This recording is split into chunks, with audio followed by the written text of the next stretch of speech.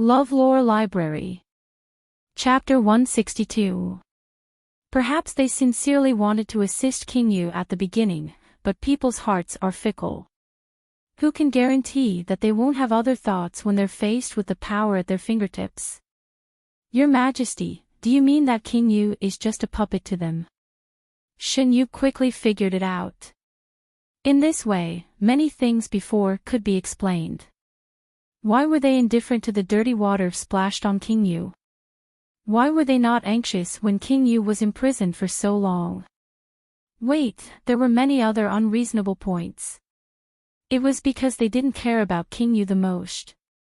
All they needed to do was to find the right time and pay the smallest price to save the person.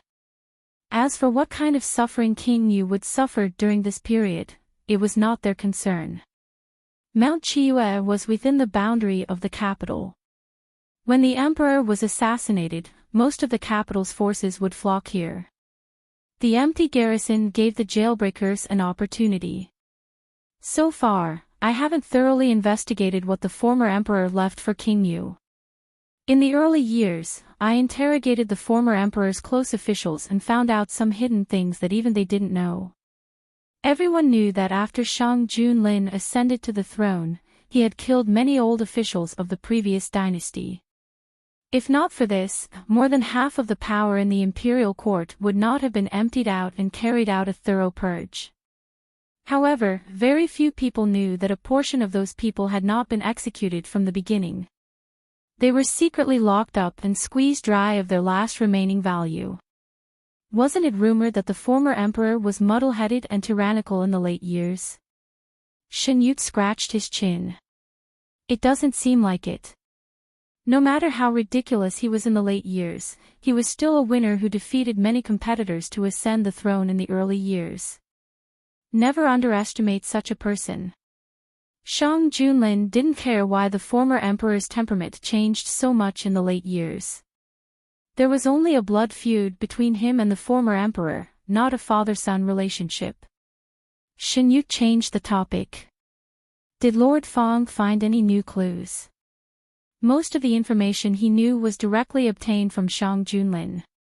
Shang Junlin replied, Lord Su did not know about that servant's actions. He did not even know that Madame Su had secretly sent someone to contact Hanzhou.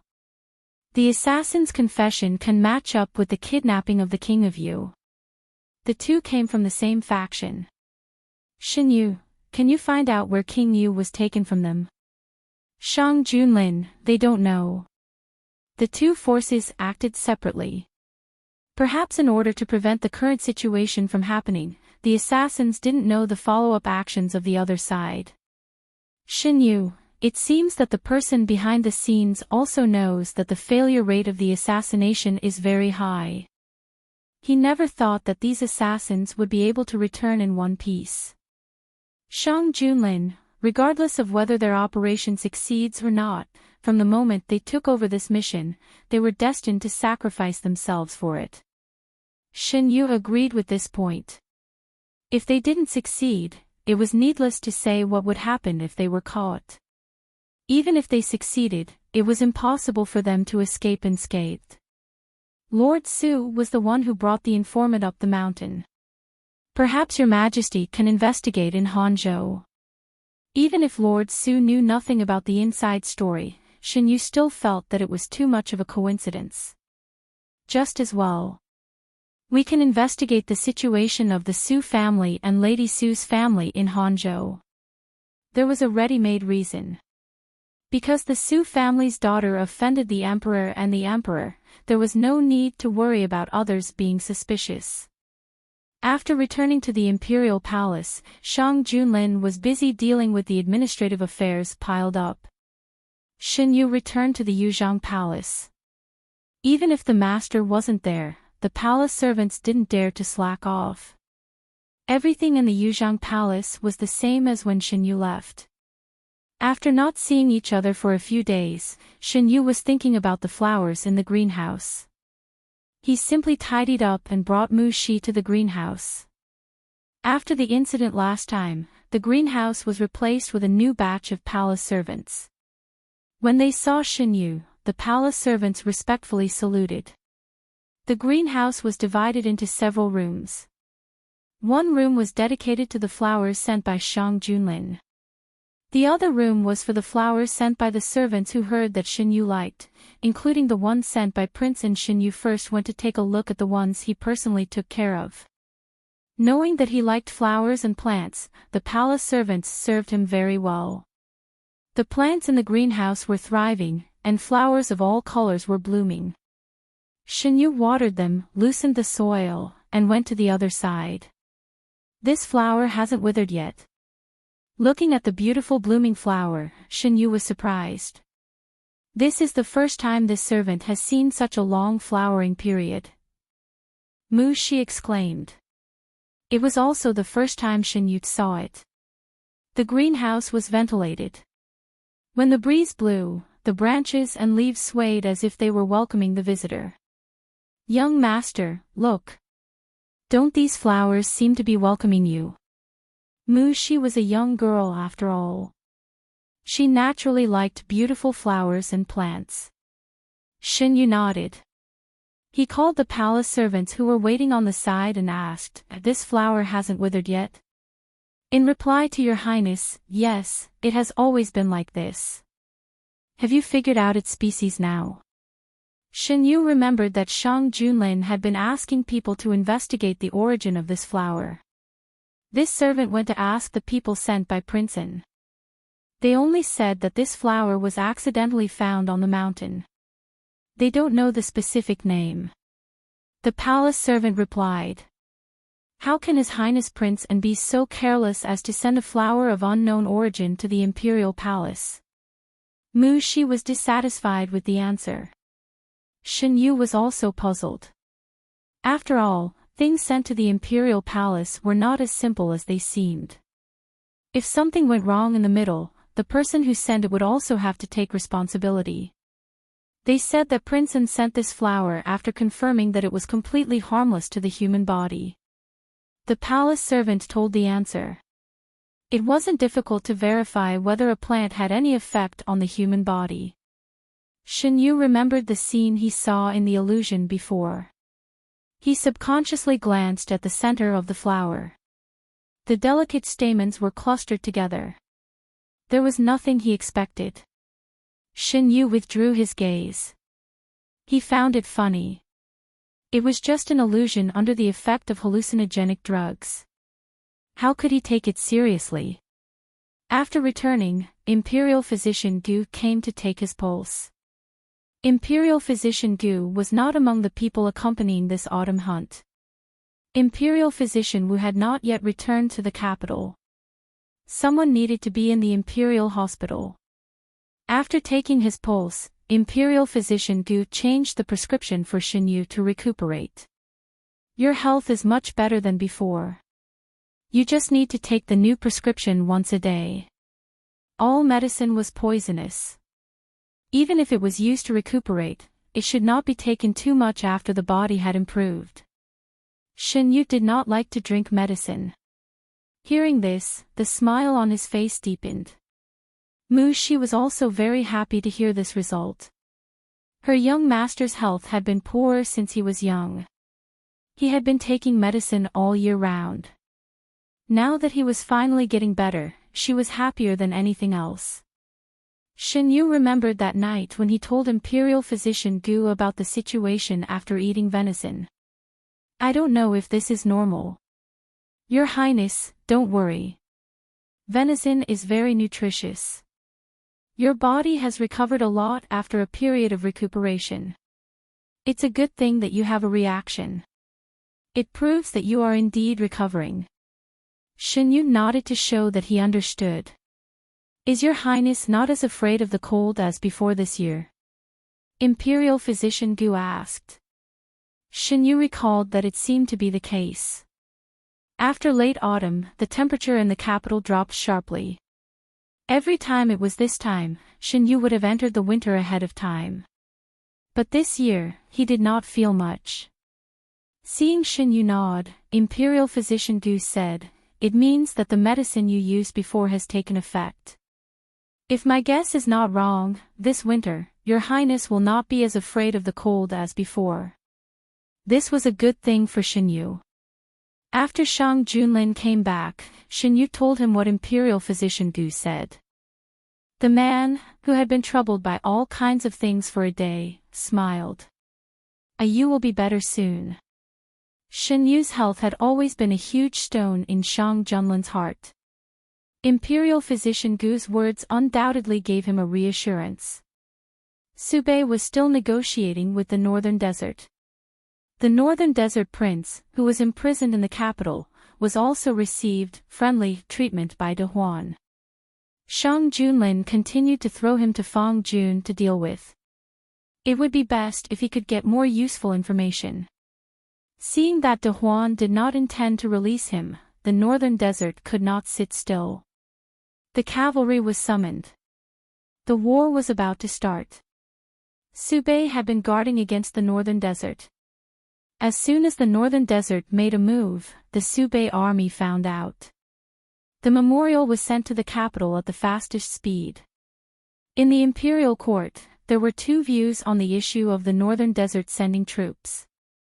One side felt that they must fight. The Northern Desert dared to be disrespectful to De Huan. They should be angered by De Huan.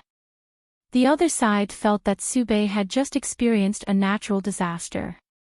It was not suitable for war. Both sides had their own views. No one could convince the other. In the end, several people cupped their hands. Your Majesty, please make a decision. De Huan has never been afraid of any enemy. It was so in the past, and it is still so now. Since we can't reach an agreement, let's fight. Shang Junlin concluded in a deep voice. Some ministers with opinions wanted to say something. In the end, they just opened their mouths and silently suppressed their rebuttal. His Majesty had obviously made a decision long ago. It was not something they could change with just a few words.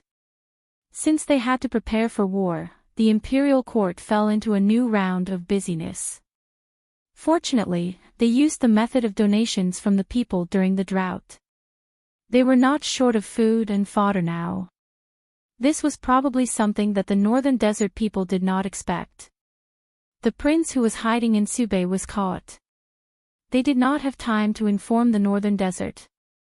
Your Majesty, did you arrange for Gu Huai to enter the Sube army? Xinyu took a peeled orange and put it in his mouth. The orange was peeled by Shang Junlin. His hands, which were used to hold a sword to kill enemies or hold a pen to edit memorials, were now used to peeling all kinds of fruits for Xinyu. The hidden dragon guards who secretly protected Fang Jun in Sube had returned with Fang Jun. Only Gu Huai did not return to the capital. Xinyu asked Imperial Physician Gu indirectly. Imperial Physician Gu only said that Gu Huai had something to do outside and could not return for the time being. Yes, I gave him a choice at that time. He asked to stay. I thought that he would have to train for a few more years. If the Northern Desert sends troops, it will give him an excellent opportunity to train. After peeling the orange, Shang Junlin took a handkerchief from a palace servant and wiped his hands. Does he plan to keep it a secret from Imperial Physician Gu? Xinyu could tell from Imperial Physician Gu's attitude that he did not know about this matter. This is between the two of them. Even if Gu Huai wants to keep it a secret, Imperial Physician Gu will know when this war is over and he has made a meritorious service. Xinyu finished the last bite of the orange and was silent for a while. In this life, many things were different from his previous life. He had changed far more than just his own fate. Your Majesty said that you want to go to war.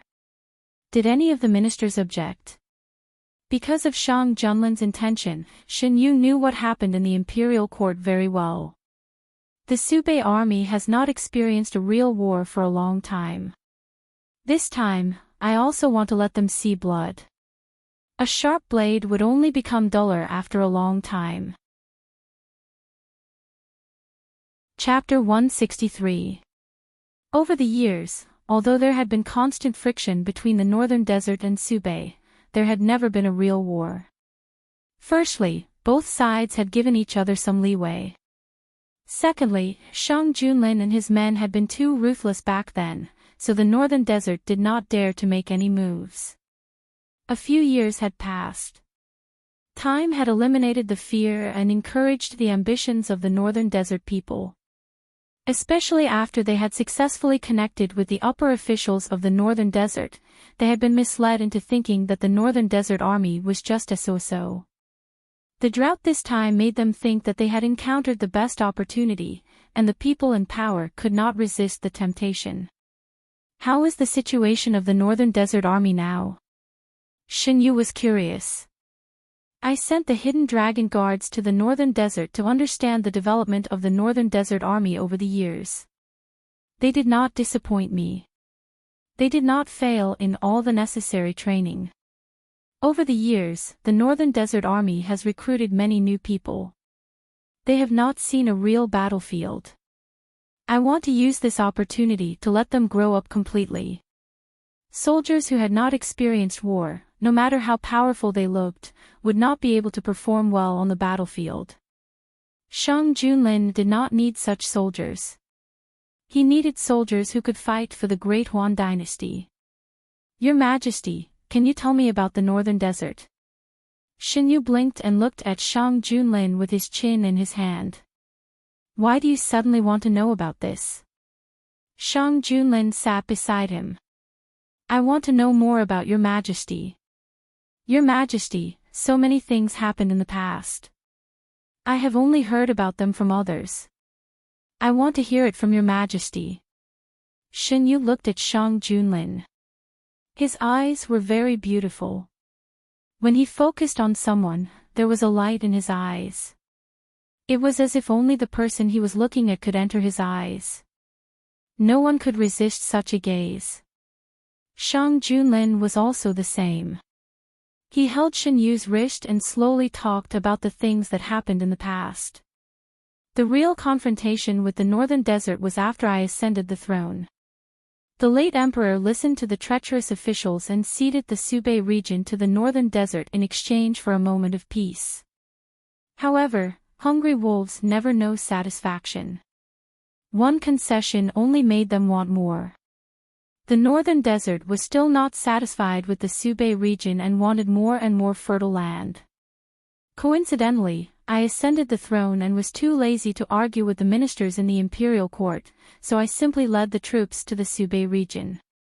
Shang Junlin had his own army, which was the strength that he had accumulated step by step during his early years in the army. These people had followed him through life and death, and had accompanied him from nothing to becoming the ruler of a country. They had witnessed every step of his growth, and had also taken back the land that the Great Huan dynasty had lost step by step. Because it was a place that the late emperor had taken the initiative to give away, the Subei region had not experienced a large-scale war. After the northern desert people entered the Subei region, they unilaterally tore up the contract that forbade them from oppressing the people of the Subei region. They burned, killed, looted, and committed all kinds of crimes. When I arrived with the troops, the Subei region had already spontaneously organized a troop to resist the northern desert people. If you really want to count, this troop can be considered the embryonic form of the Subei army. Recalling the past, Shang Junlin's face was expressionless. Shen Yu covered the back of Shang Junlin's hand with her other hand. What about the troops that were originally stationed in the Subei region? They withdrew first. The late emperor had killed many loyal people in his later years. He simply did not care about the life and death of these people. Shang Junlin's voice became cold. The capital was far away from the Subei region. The late emperor was drunk in the imperial palace. How could he have thought that because of his simple decision, so many people would be displaced? Fortunately, Your Majesty was there at that time to save the Subei region from the abyss of suffering, Shen Yu said softly. After I arrived in the Subei region, I reorganized the scattered soldiers and organized them with the local troops spontaneously formed to fight back. It's funny to say that the northern desert people thought that the people of the Great Huan region were easy to bully. They never thought that there would be a day when they would be counterattacked. They were completely defeated in the first battle. Later, more and more people volunteered to join. After fighting for more than a month, the northern desert people surrendered. I did not want to care, and the people of the Subei region were not willing to accept it. I led them to drive the people out of the Great Huan region. Shang Junlin's voice was low. Even if his tone was flat and straightforward, Shen Yu still could not help but follow his words and imagine the situation in the Subei region. Shen Yu knew that things were not as simple as what Shang Junlin said. Shang Junlin did not say much, and Shen Yu did not ask for details. At that time, I was often away from home. Fortunately, Prince Li stabilized the situation in the imperial court. Later, I trained my own people, and Prince Li's presence slowly decreased. I was grateful for his help in the beginning, and most of the time, I turned a blind eye to him. Shang Junlin later thought that he might have made a mistake in this matter. Is your majesty on good terms with the other princes? Shen Yu only knew that Shang Junlin and his half-brothers had a bad relationship. Those princes who were a generation older did not seem to like to get close to Shang Junlin. Other than Prince Li and Prince En, I did not interact with the others. Shang Junlin had long passed the age of expecting familial affection. He did not even care about his own father, much less his other uncles. Shen Yu was not surprised. When those princes saw Shang Junlin, they were like mice that saw a cat.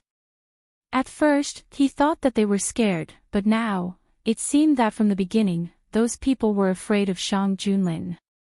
By my side, there is only a you. Shang Junlin sighed and pulled the youth into his arms. You cannot leave me.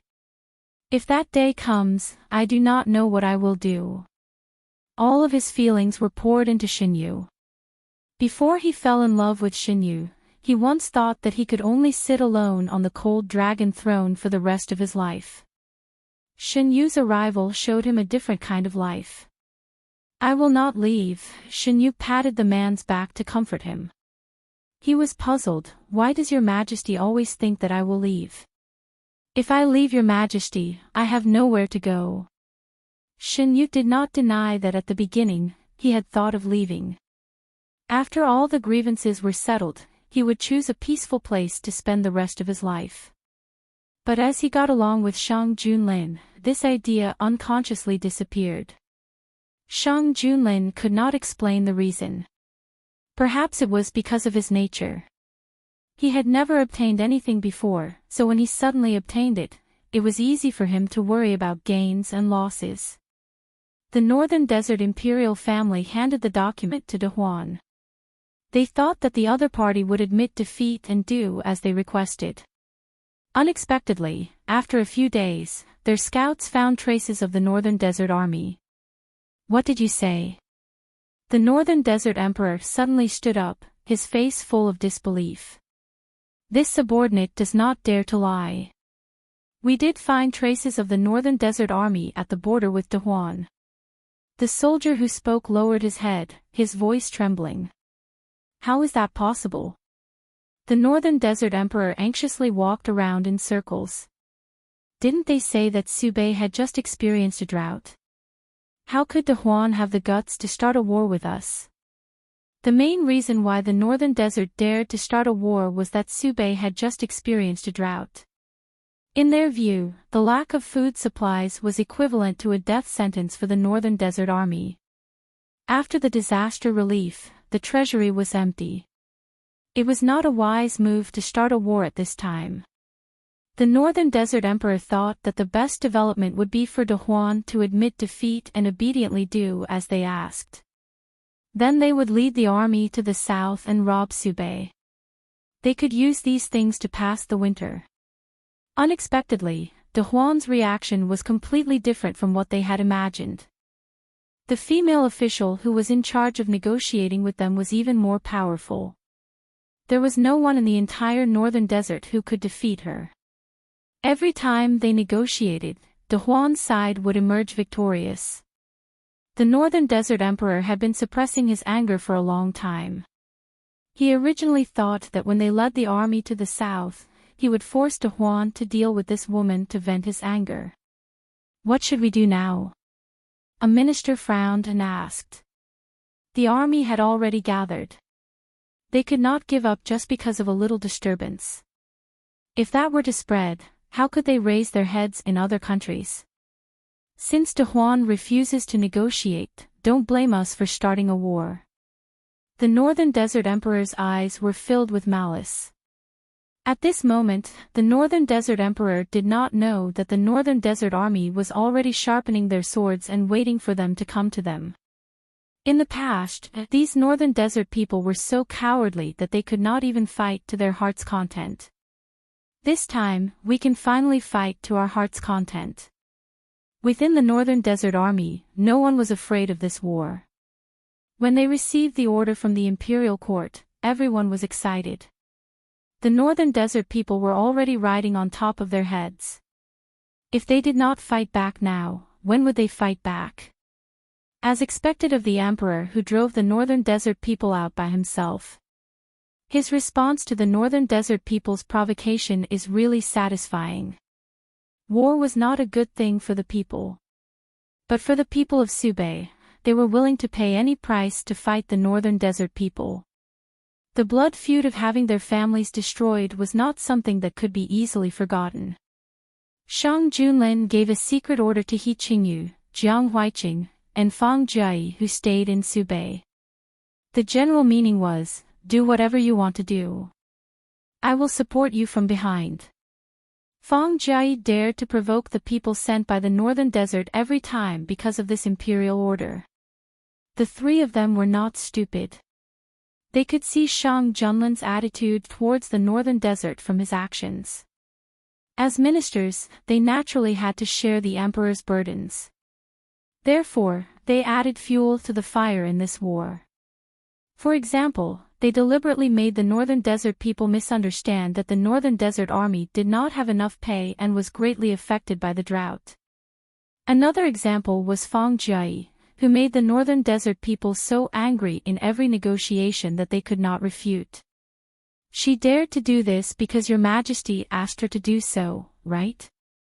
Shen Yu looked at the document sent back from Subei. It described Fang Jie's heroic actions during the negotiation.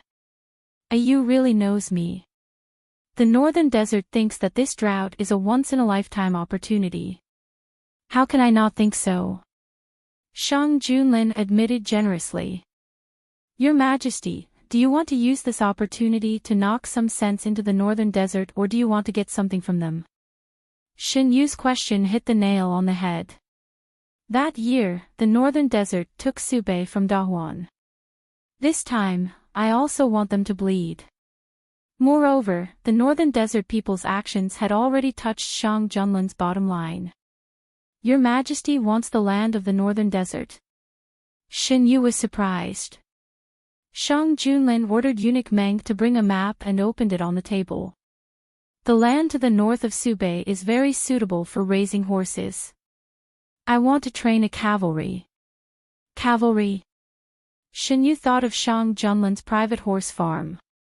Obviously, this idea did not come out of nowhere. Your Majesty, when did you have this plan? When I fought with the Northern Desert in the past, I suffered losses from their cavalry. Later, I thought about whether I could build a strong cavalry. However, De Huan lacked too many things. Until now, this wish has not been realized. However, it would be soon. Shen Yu pointed at the circled area on the map. This place is close to Subei. It is convenient to come and go. Your Majesty's wish will be realized soon. Chapter 164. They were confident that they would win the battle against the Northern Desert. Shen Yu flipped open another report on the table. It was from the Ministry of Justice, asking about how to deal with Feng Pingqi. The Feng family's influence had been removed from the center of power in Da Huan. Elder Feng, who used to be in the limelight, had been imprisoned. The officials under his protection who were involved had also been punished. Now, only the Feng family had not been dealt with. Your Majesty, how do you plan to deal with Master Feng? Shen Yu closed the report. Shang Junlin also saw the report and frowned. The Ministry of Justice can convict him on his own. Why are you asking me? Shang Junlin approved. Deal with him according to the law, and threw it aside. Speaking of Master Feng, why did he frame Prince in the first place? Shen Yu walked to Shang Junlin and sat down. He put the hallucinogenic drug next to the flower. If something happened to Shen Yu, the first person Shang Junlin would punish would be Prince, who sent the flower into the palace.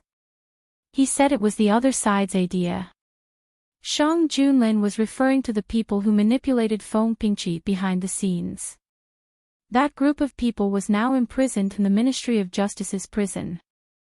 I asked the Ministry of Justice to interrogate those people.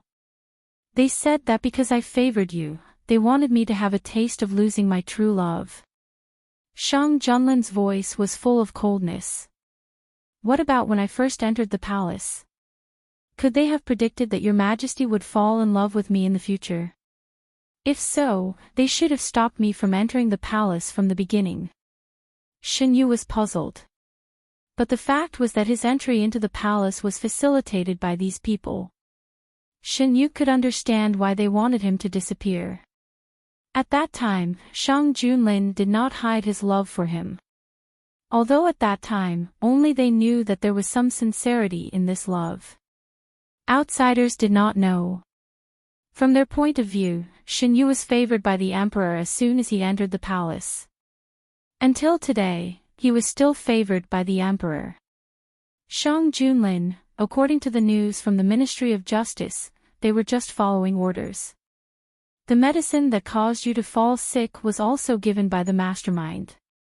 Shen Yu, can you get information about the prison breakers from these people? Shang Junlin, after Prince Yu was taken away, I had the Ministry of Justice interrogate him, but there was no result. The Minister of Justice was also very troubled recently. His Majesty had given him the matter of Elder Feng to deal with, and the murder of His Majesty had also been implicated. Anyone with eyes could see how much His Majesty valued His Majesty. Because of this, the Minister of Justice did not dare to be careless. Sir, are we still going to interrogate him today? The subordinate cupped his hands and asked. Interrogate him. We can't relax for even a day before the interrogation results are out. His Majesty has given him to us to deal with. He thinks highly of us. No matter what, we can't let His Majesty down, the Minister of Justice said righteously. Yes. Feng Pingqi was no longer as dignified as he used to be. His hair was messy and fell on his face. His prison uniform was covered with dirt and blood. After a long period of interrogation, he was in a very bad state.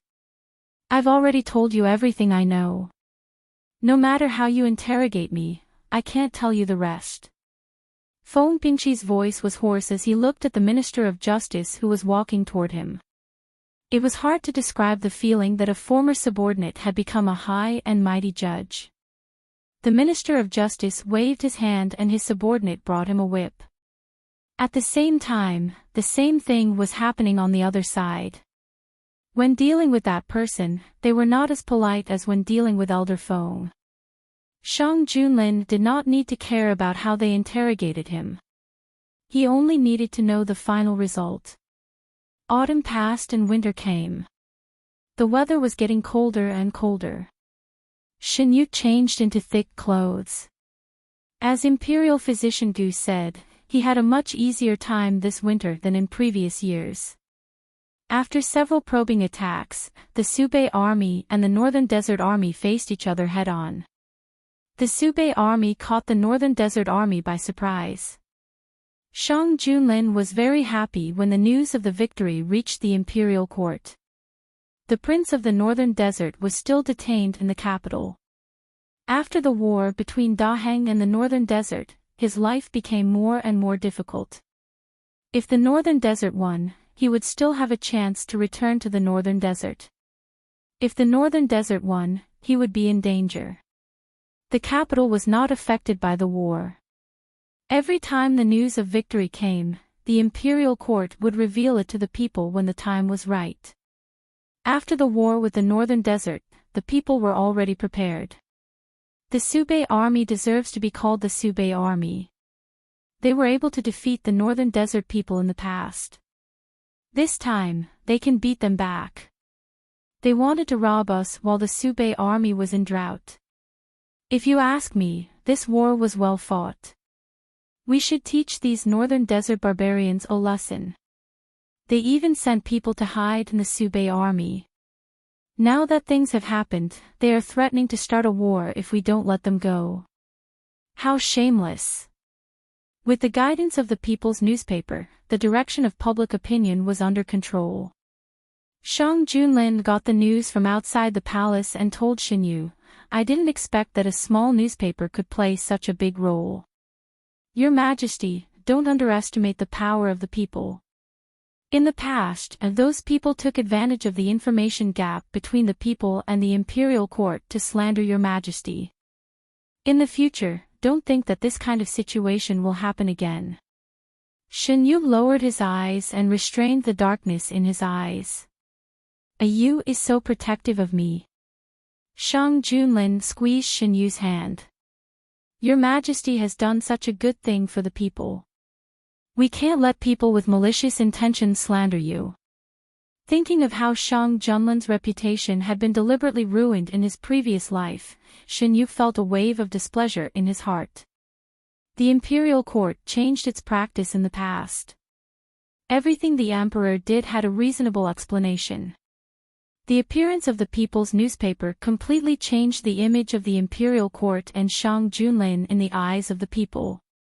This was an outcome that Xinyu was happy to see. "I sent the hidden dragon guards to Hanzhou City. Along the way, they found traces of King Yu. But the other party was very cautious. After tracking for a while, the traces disappeared." Shang Junlin said. "This means that our guess wasn't wrong. They were indeed planning to go to Hanzhou City."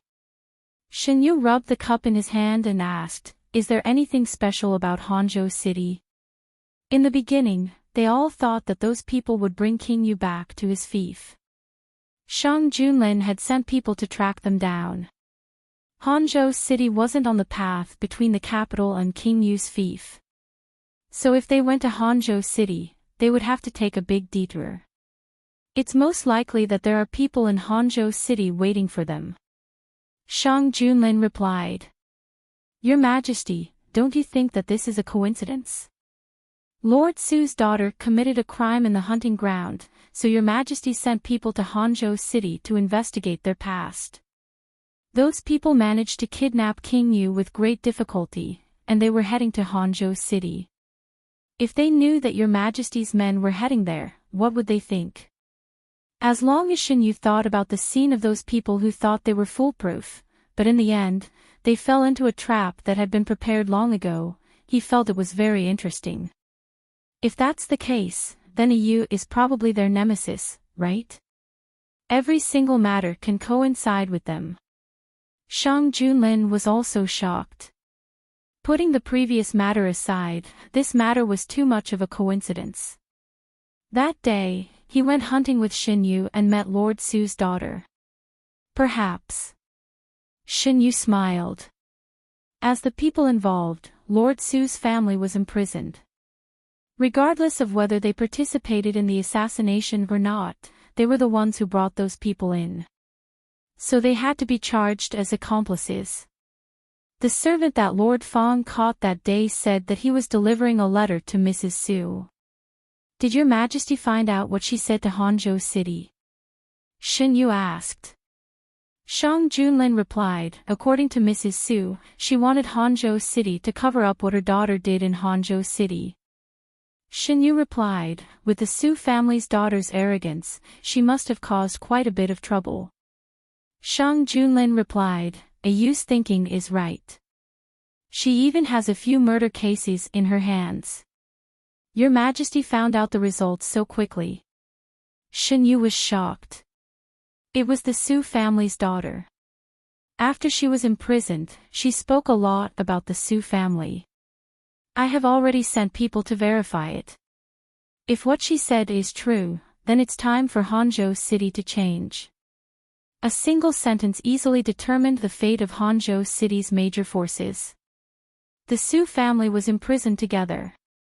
Why did you tell them that? Do you think that you can slander your sister now that we're imprisoned? Mrs. Su looked at the woman curled up by the wall with hatred. She even dared to do it, so why can't I say it? The woman lifted her head from her arms and looked at Mrs. Su. Instead of questioning me, why don't you worry about your daughter? She has so many lives on her shoulders, isn't she afraid of vengeful spirits coming for her in the middle of the night? What nonsense are you talking about?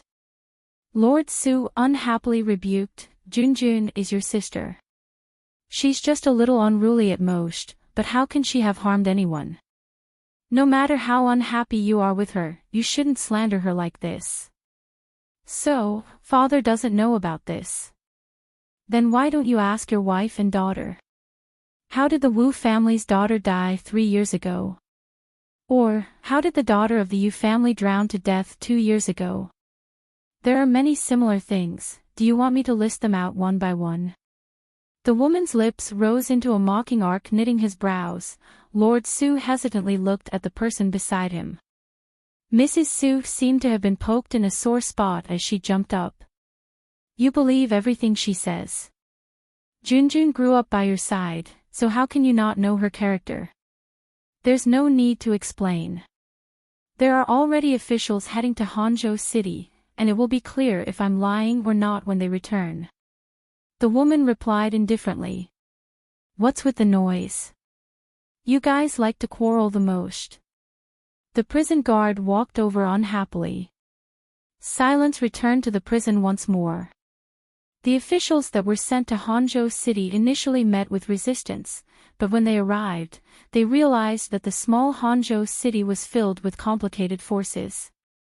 Although Lord Su was transferred to the capital, his influence was still significant. So it was harder for them to investigate the Su family than they had imagined. It was only after the Su family was implicated in the assassination that they found an opportunity to investigate. As the investigation deepened, shocking cases surfaced one after another. The officials in charge of this matter did not dare to delay and immediately wrote a report and handed it over. Even if they weren't implicated in the assassination, the Su family still deserves to die. Shang Junlin raged after reading the report. Who was the one that promoted her? The imperial study was silent as Eunuch Meng lowered his head, not daring to speak. None of the officials that came to discuss the matter dared to speak. They never expected that a case of a junior offending the emperor would be implicated in several bloody cases. As the daughter of Hangzhou City's provincial governor, she was responsible for so many lives, and this was only the investigation so far. It was hard for them not to suspect that the provincial governor and his family played a role in this matter.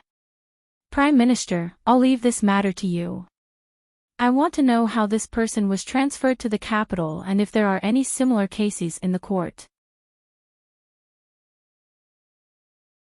Chapter 165. Since ancient times, the imperial court's control over the local regions had always been a headache for those in power. In the late period of the previous emperor's reign, not only was the imperial court affected by his actions, but the local regions were also affected.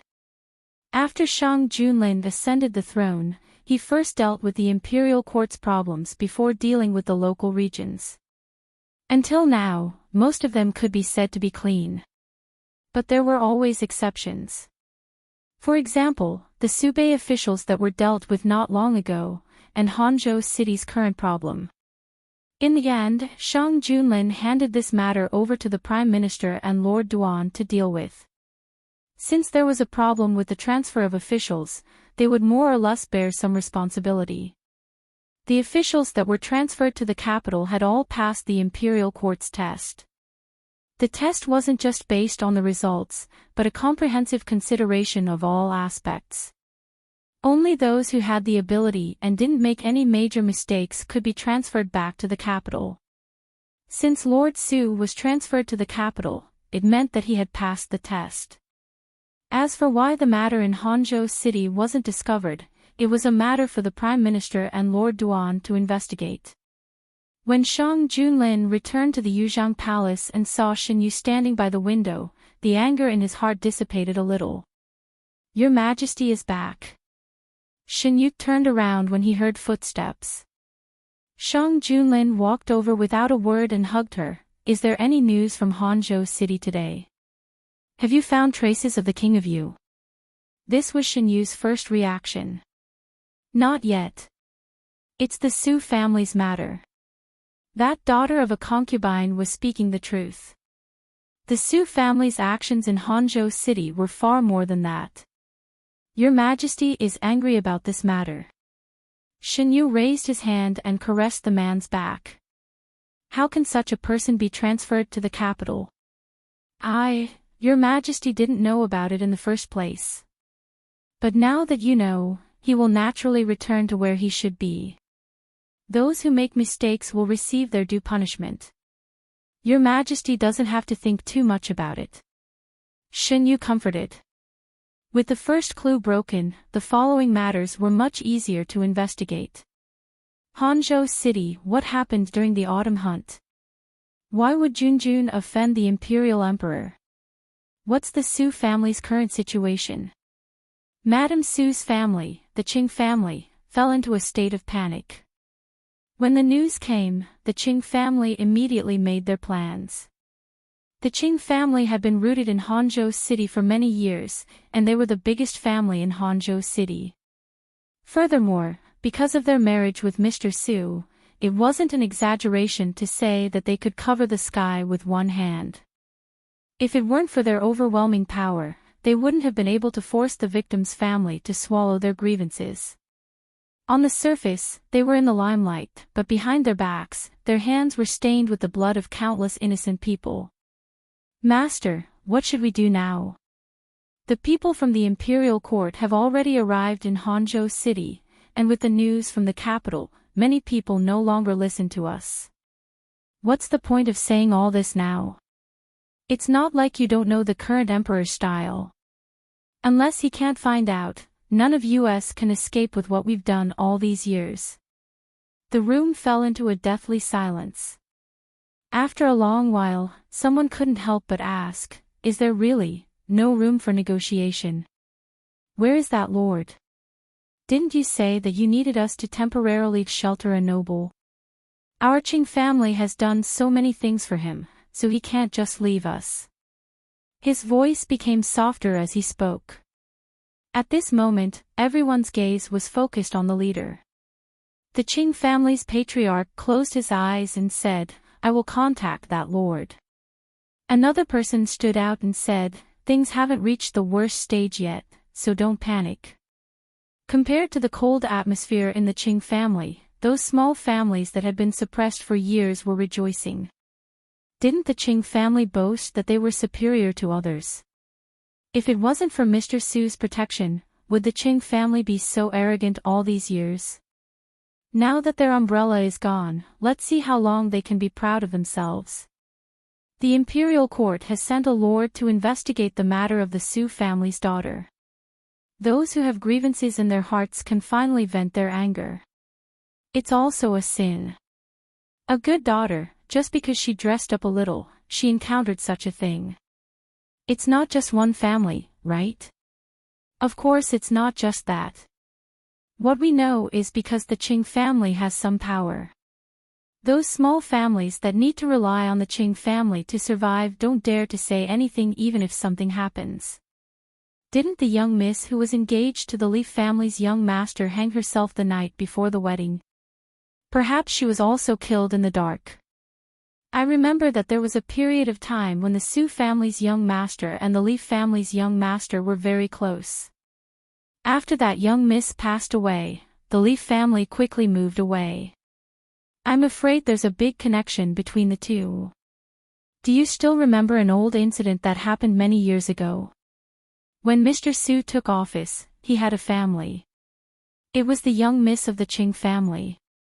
Relying on the Qing family's power, she insisted on being his concubine. After that, Mrs. Su changed, and the original Mrs. Su never appeared in front of anyone again. With the Qing family's loss of power, those old matters that they didn't dare to talk about in the past were dug up one by one. The Qing family had been domineering for many years. It was fine when they were at their peak, but once they fell, there were many people who hit them when they were down. Not to mention those who had grudges in the past. With such a good opportunity in front of them, how could they miss it? After the initial difficulties, the officials sent by the imperial court to Hangzhou City made rapid progress. The cases of the Su family and Qing family flew to the capital like snowflakes. I have underestimated them. They're just a local aristocratic family, and they can actually do so much. Shang Junlin looked at the reports from Hangzhou City with a cold expression. It's normal for them to have guts when they're far away from the capital and have someone backing them. Shen Yu sat on the couch and smiled. The further away they are from the imperial city, the easier it is for such things to happen. Power nurtured people's desires. When there's no external force to restrain them, it would eventually drag them to the abyss. The Qing family can't be allowed to stay. Shang Junlin made a decision in his heart. Your Majesty, why don't you wait a little longer? The people who kidnapped King Yu might be bringing him to Hangzhou City, and their destination might be the Qing family. Along the way, the hidden dragon guards did not find any traces of them. So why don't we just wait for them at their destination? Shen Yu only recalled it 2 days ago. When King Yu rebelled in his previous life, the Qing family was his loyal supporters. It was said that they had sought refuge with King Yu a long time ago. But what about now?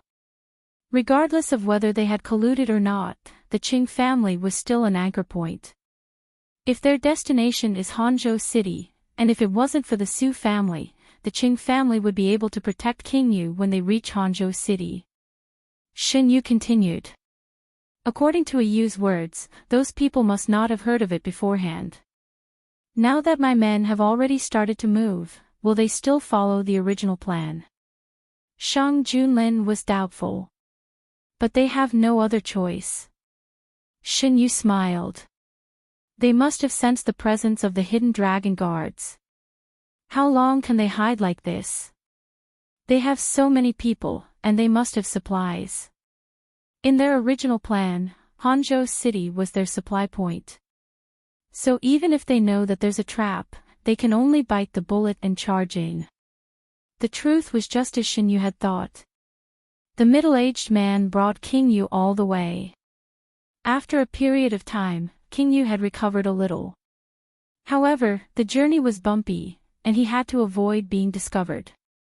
Hence, he could only eat and drink sparingly. Aside from the time in the prison, King Yu had never suffered such grievances. The Emperor has already sent men to Hangzhou City. Wouldn't we be walking into a trap if we go over? King Yu asked as he sat by the door in the dilapidated temple. Do you think that after so many days, your fiefdom is still under your control like it was before? If you go back directly, you will be walking into a trap. The middle-aged man unhappily said. Where are you guys bringing me? After so many days, no matter how slow-witted the King of Yu was, he could sense that something was wrong. These people did not treat him with respect at all, and they were never willing to listen to him. He thought that he had escaped with his life, but after going around in circles, he was still under their control. Your Highness, you will know when we get there. Don't worry, we will not harm you. King Yu was not at ease at all. He hated the feeling of being controlled. You guys saved me, but what's next? What else can I do if I can't return to my fief? Your Highness, you don't have to be anxious. There are some things that you can do even if you don't return to your fief, as long as, that person did not say what it was. Aside from the war with the Northern Desert, the most discussed topic in the capital was the Ministry of Works assessment. The date was delayed for a period of time due to various reasons, but it finally started under everyone's anticipation. Shen Yu was interested in the first assessment. After it ended, he asked Shang Junlin about it. Shen Yu, Your Majesty, how many people did the Ministry of Works recruit this time? Shang Junlin, a total of 48 people were recruited. 12 of them were officially recruited. They are all outstanding in a certain aspect. Currently, these 12 people have chosen to work in the Ministry of Works. Other than that, there are also 36 candidates. They will be tested for a period of time. If they are suitable, they will be decided. Shen Yu, who thought of this idea? Shang Junlin, it was the Minister of Revenue. For this assessment, the Minister of Works always went to the Ministry of Rights. The Minister of Rights was annoyed, so he called the other ministers every time. Except for the Minister of Revenue, who was always there, the others found all kinds of excuses to decline after being invited twice.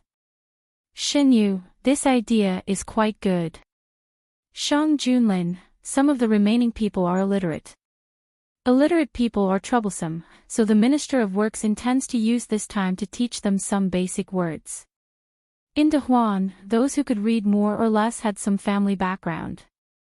Because the cost of printing books was too high, the price of books was also very high.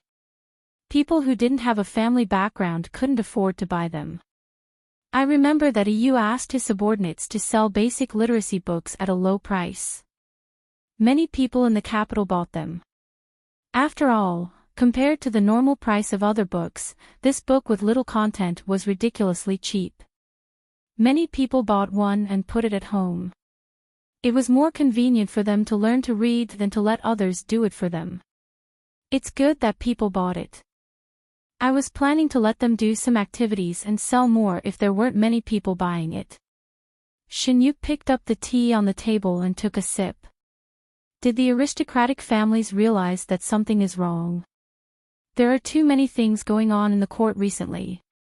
They can't take care of this. Even if they realize, they won't have time to deal with it. That's good. It's best to wait for them to take it seriously. When the dust has settled, they won't be able to do anything. Ordinary people could also afford to read books. What could the aristocratic families use to be superior? Chapter 166. Now that the Ministry of Works assessment was completed, they only needed to wait for time to verify the feasibility of this method. After that, they would be able to spread it to the whole of Dahuan. Then, they could start preparing for another plan. Before that, they needed to let more people of Dahuan learn how to read. However, this was not something that could be accomplished in a short period of time. The changes in the imperial court were most directly felt by the people in the capital. The appearance of the People's newspaper deepened their understanding of the Great Han dynasty. The more they understood, the stronger their sense of belonging. The people's hearts were united, and there were only benefits to the development of the Great Han dynasty. In the quiet afternoon, Shen Yu sat on the swing in the courtyard and basked in the sun. The warm sunlight shone on his body, bringing a burst of warmth. He was holding a storybook in his hand. It was one of the most popular storybooks outside the palace. It was written based on him and Shang Junlin. It was sandwiched in a pile of other storybooks and was dug out by Shen Yu. Shen Yu originally thought that with Shang Junlin's temperament, he wouldn't let this kind of thing spread among the people. After flipping through a few pages, Shen Yu roughly understood. This novel didn't have the original explicit description, but the relationship between the two was very delicate. Compared to the original novel, it was more touching. Shen Yu was unknowingly immersed in the novel. He didn't even notice Shang Junlin walking over. The golden sunlight shone through the gaps between the branches and leaves and fell on the young man. The breeze blew the leaves and the light spots jumped with the wind. The young man sat on the swing made of green vines. His eyes were lowered as he focused on the book in his hand. Time was quiet and beautiful. Seeing this scene, Shang Junlin's heart calmed down. The palace servants wanted to greet him, but he raised his hand to stop them. Mushi, pass that plate of chestnut cakes to me. While speaking, Shen Yu's eyes never left the book in his hand. After waiting for a while, the chestnut cakes appeared in his sight.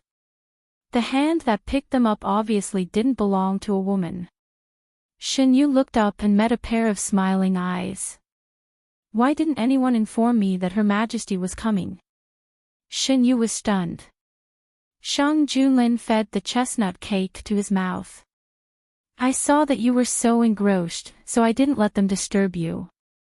What are you looking at? Why are you so engrossed? Shen Yu took a bite of the pastry. The sweet taste spread in his mouth. He narrowed his eyes and said, Mr. Qingli wrote the story well.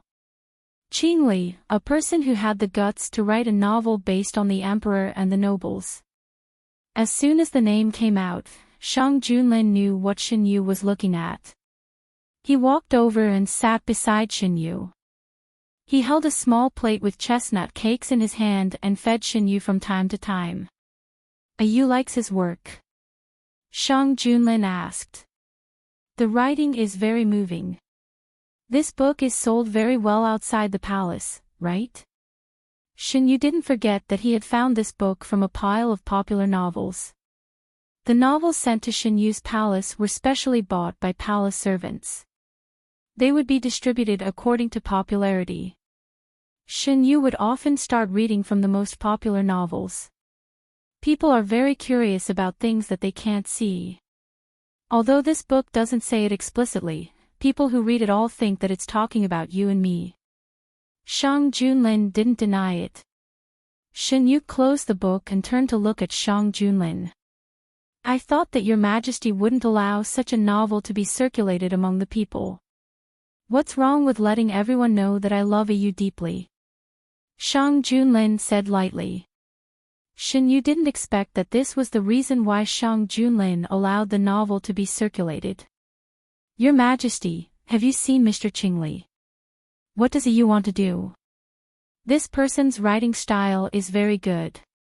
It's a waste of his talent to only write novels. Your Majesty, why don't you recruit him to do something for the people? The People's Daily was a newspaper sponsored by the imperial court. It was directly under the emperor's name.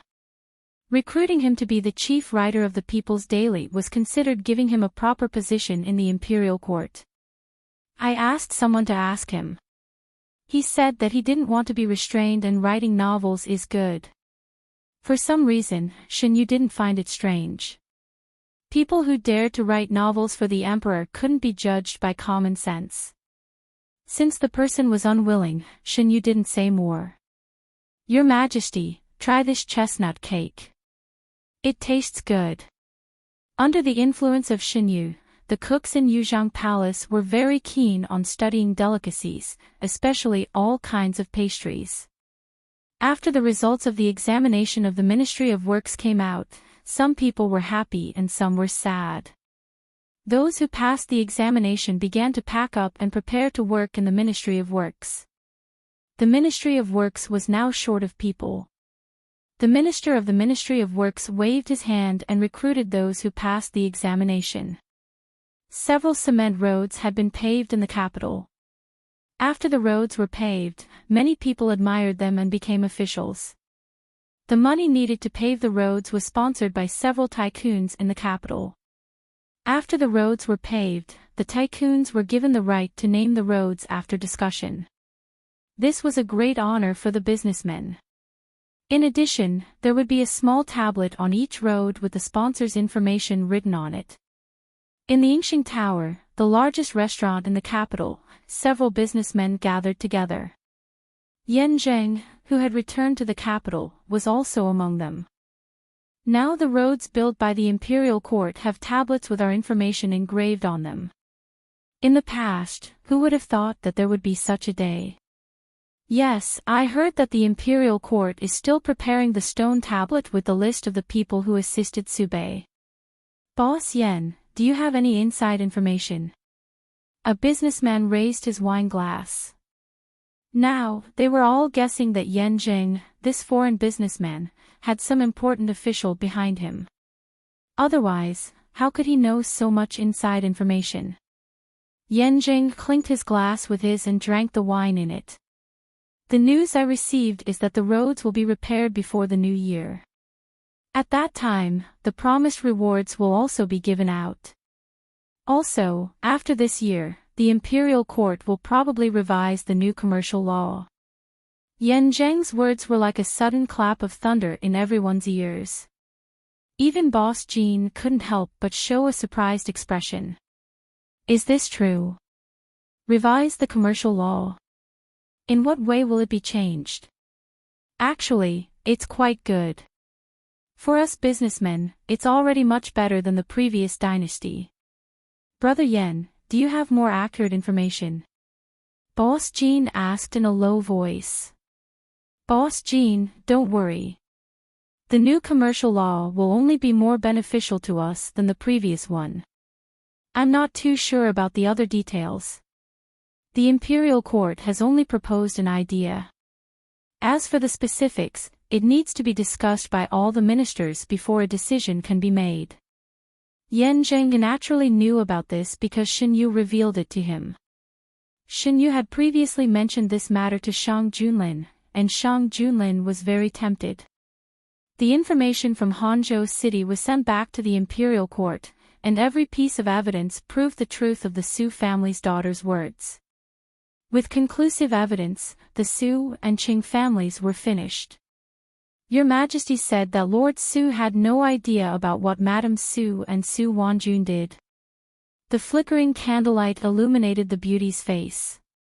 Shang Junlin put down his pen and stared at Shen Yu's face for a while. Your Majesty, why are you looking at me? Shen Yu touched his face. Is there something on my face?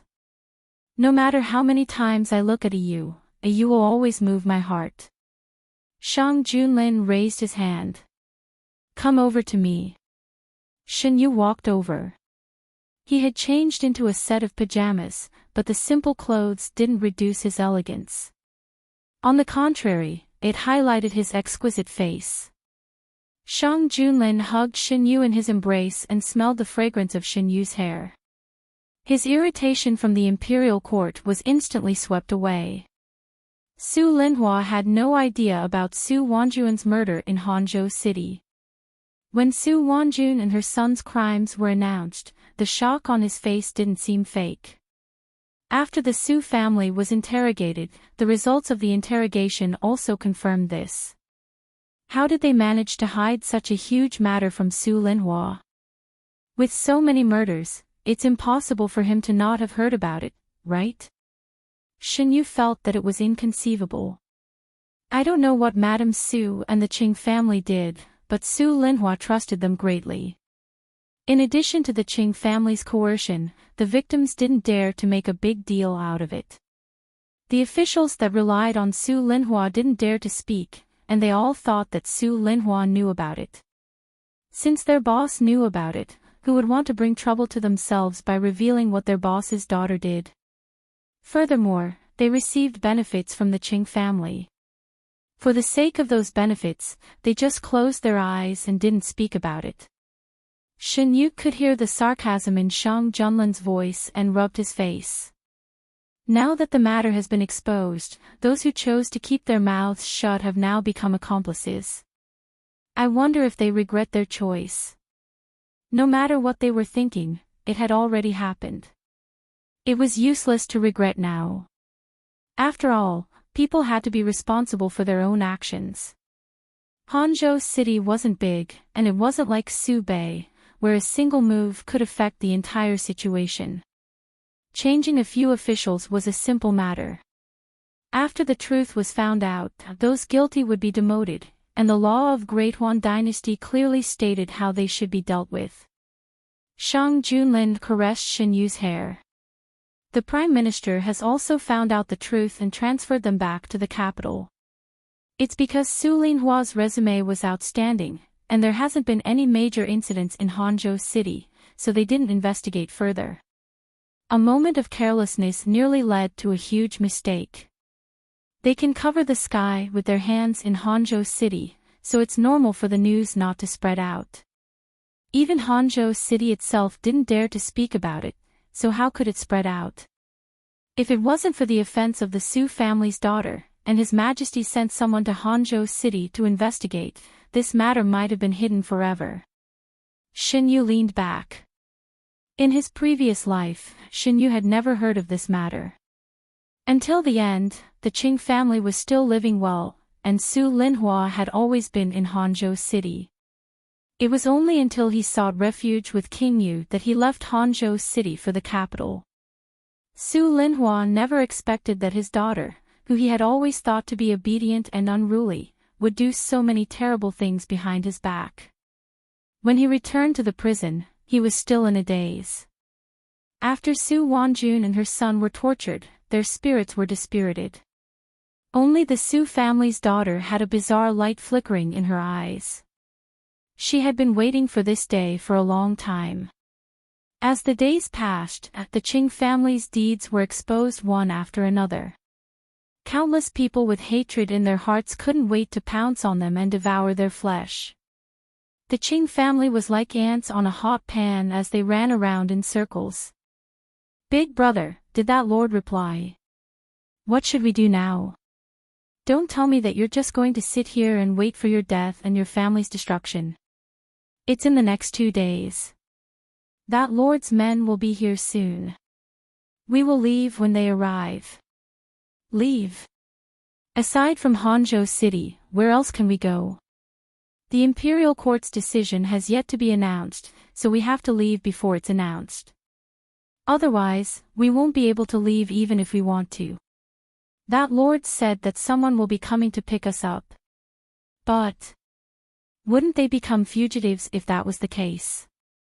At night, King Yu's group secretly appeared in front of the Qing family's manor.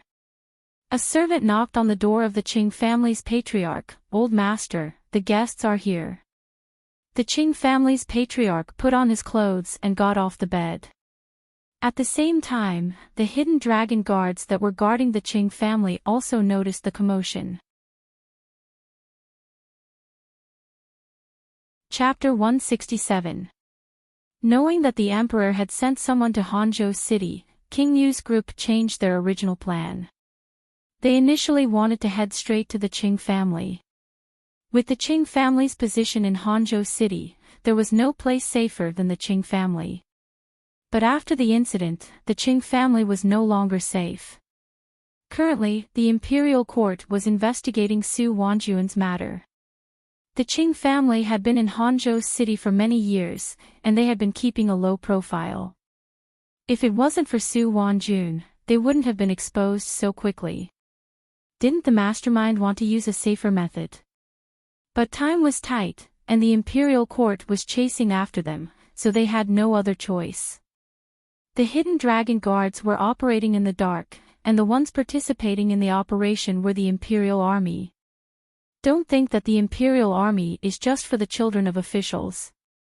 The Great Han imperial army in the past can be said like this, but the imperial army in Shang Junlin's hands is not.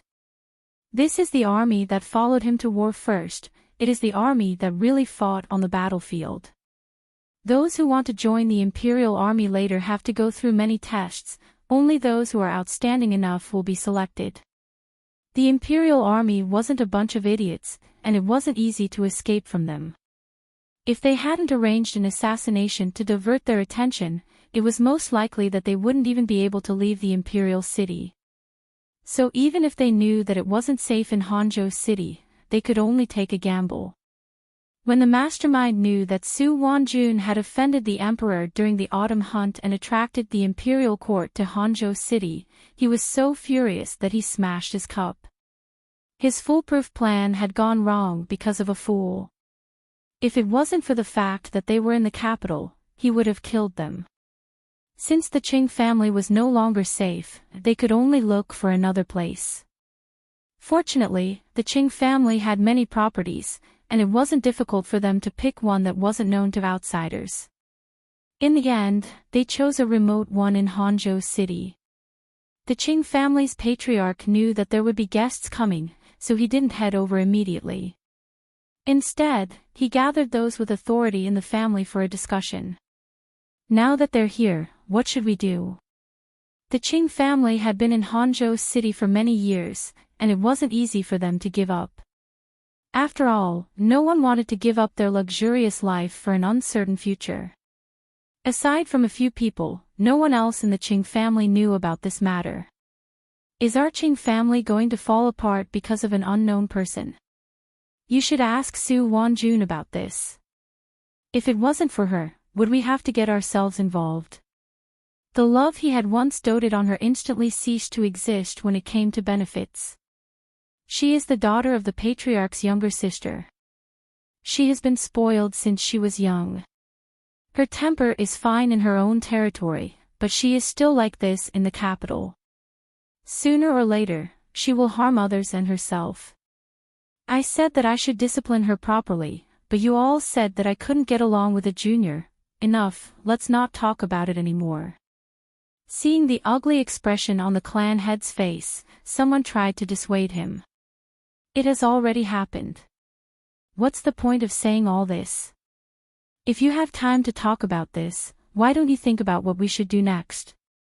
Although it hasn't spread to us yet, if those lords continue to investigate, they will find us sooner or later. We don't have a choice, do we? The study fell into silence. What did that lord say? After a while, someone asked. He said that he can't go against the imperial court for the time being. He wants us to meet up with that guest first and leave with them. Patriarch Qing rubbed his forehead, looking exhausted. There are so many people and so many things in the Qing clan. Are we all going to give up? If we make a big move, the imperial court will definitely notice it. The meaning behind Patriarch Cheng's words was clear. In the middle of the night, Patriarch Qing changed his clothes and quietly left the Qing clan residence to head to the villa. He knew more than the other members of the Qing clan and knew who the guest was. Now that such a huge matter had happened to the Qing clan, it was impossible to protect them. Since that was the case, he might as well change his tune and join another master. King Yu. He was the successor of the previous emperor. If he joined King Yu, he would have made a contribution to the throne. What did it matter if he lost this little bit now? He needed to meet that person first. In the villa, King Yu finally found a relatively safe place and could have a good night's sleep. Who knew that not long after he fell asleep, he was woken up by someone who said that someone was here to see him. No matter how dissatisfied he was, he didn't dare to show it on his face. This period of escaping had changed his temperament once more. If it was in the past, he could still be praised as an elegant young master. But now, the malicious look on his face made him look completely different from that description. King Yu got out of bed and met with Patriarch Qing. Greetings, Your Highness. Your Highness has suffered during this period of time. Patriarch Qing was respectful towards King Yu. King Yu, who hadn't received such treatment for a long time, calmed down and helped Patriarch Qing up. There's no need for such formalities. I will still have to rely on Patriarch Qing this time. One was complimenting the other, while the other was enjoying it. The atmosphere between the two of them was good. Before dawn, Patriarch Qing quietly returned to the Qing clan residence. He had no idea that his every move was being watched by the hidden dragon guards. King Yu and his group settled down in Hangzhou City for the time being. As for where to go next, they had to wait for instructions from the person behind the scenes. When the news from the hidden dragon guards reached the imperial city, Shang Junlin placed the secret letter aside and said to Xinyu, Shang Junyue has arrived in Hangzhou City. Have the hidden dragon guards found their tracks? Xinyu placed the book in his hand on the shelf. Just when he was about to change the book, he turned around and asked. Shang Junlin replied, "They have colluded with the Qing family." Shen Yu asked, "The Qing family is Lord Su's in-laws?" Shang Junlin replied, "That's right." Shen Yu asked, "Is it really related to them? Did Madame Su know anything about the assassination?" Shang Junlin replied, "She didn't know. She didn't even know that the people around her would pass the information to the assassins. When the Ministry of Justice told her about it, she even felt that they were slandering her." Shen Yu asked, "When does Your Highness plan to take action?" Shang Junlin replied, "Let's wait a little longer. They must have someone to receive them. I want to know where they have other bases." Shen Yu replied, "If they can have people in the capital, they must have people in other places as well." The weather was getting colder. After the winter rain, the temperature dropped. The palace was already on fire. If it wasn't necessary, Shen Yu wouldn't go out. Nothing major happened in the capital. The courtiers' attention was still on Subei. The war with the northern desert was what they were most concerned about. Next was the assassination case and the prison break of King Yu. As Lord Fang's investigation went deeper, the courtiers also found out that the two cases were done by the same force. In the morning court, Fang Jun took a step forward and said, "I think that the force behind King Yu needs to be thoroughly investigated. This time, in order to save King Yu, they tried to assassinate Your Highness. What will they do next time? Shouldn't they support King Yu to ascend the throne?" As soon as he finished speaking, the hall was so quiet that even a pin drop could be heard. Fang Jun's words were quite rebellious, but what he said was exactly what the courtiers were worried about. They dared to break the prison and attempt an assassination. Was their next step to change the dynasty? No one wanted to see this result. If King Yu succeeded in his rebellion, they would become courtiers of the previous dynasty. Since ancient times, how many courtiers had a good ending? Even if it was for themselves, they couldn't let this happen. After a long time, a courtier stood up and said, "I think that Lord Fang is right. This matter must be thoroughly investigated." Following that, more and more courtiers stood up and agreed with Fang Jun's actions. At this moment, the competition with King Yu and the force behind him was brought to the surface. Since everyone thinks that a thorough investigation should be carried out, Fang Jun, you will be in charge of this matter. From now on, King Yu's title will be temporarily revoked. If King Yu is found to be innocent, I will compensate him. If King Yu really has the intention to rebel, don't blame me for not considering our brotherhood. Shang Junlin's words made the final conclusion for this matter. In addition to Fang Jun, Shang Junlin also pointed to several officials from the Ministry of Justice and the Supreme Court to cooperate in the case. He also sent officials and troops to King Yu's fief. Since the title was revoked, the fief should naturally return to the hands of the imperial court. Prison break, assassination, raising private soldiers. King Yu's crimes were announced one by one, confirming the suspicion that he was disloyal. Overnight, Shang Junhua went from a proud son of heaven to a traitor who was hated by everyone. I didn't expect King Yu to be such a person behind the scenes. I thought he was a gentle prince. I was really blind. What King Yu? He's not anymore. However, this person's character is really bad. It said that he provoked the daughters of several courtiers at the same time. After being found out, he refused to admit it. It happened at the Yingxing Tower, right? Many people saw it. For the sake of those girls' reputations, they didn't say anything. Sure enough, no matter how much he pretends, he will be exposed one day. Do you still remember the rumors that slandered His Majesty? It was King Yu who spread them. So, he has been plotting for a long time. He should take a look at himself. How can he compare himself to His Majesty? Such a person who acts one way on the surface and another behind the scenes can only become a prince because he was born into a good family. For a time, King Yu's reputation among the people was extremely bad. On the contrary, Shang Junlin's reputation was even better. The people were convinced that the bad things in the past were deliberately made up by King Yu to slander His Majesty. There were also many scholars who wrote articles to reprimand themselves for believing the rumors. They promised that they would have their own judgment in the future and would no longer follow the crowd. There was a new trend among the scholars. Countless articles praising the current His Majesty appeared. This was something that no one expected. After Shen Yu heard about it, he joked, "How does His Majesty feel now?" He put his hands under his chin and looked up at Shang Junlin. His eyes were full of smiles. In addition to the people's newspaper, the imperial court published another newspaper. It was published in cooperation with Shen Yu's bookstore. It was used to record some interesting stories among the people and accept contributions from the people of Dahuan. It also introduced some good quality goods that were sold cheaply. It was very popular among the people. During this period, most of the articles that appeared in the newspaper were either scolding Shang Junyue or praising Shang Junlin. The contrast was very obvious. Shang Junlin was reviewing the memorials. When he heard this, he raised his other hand and pinched Shen Yu's face. "Are you laughing at me?" Shen Yu shook his head, his eyes sparkling. "No way.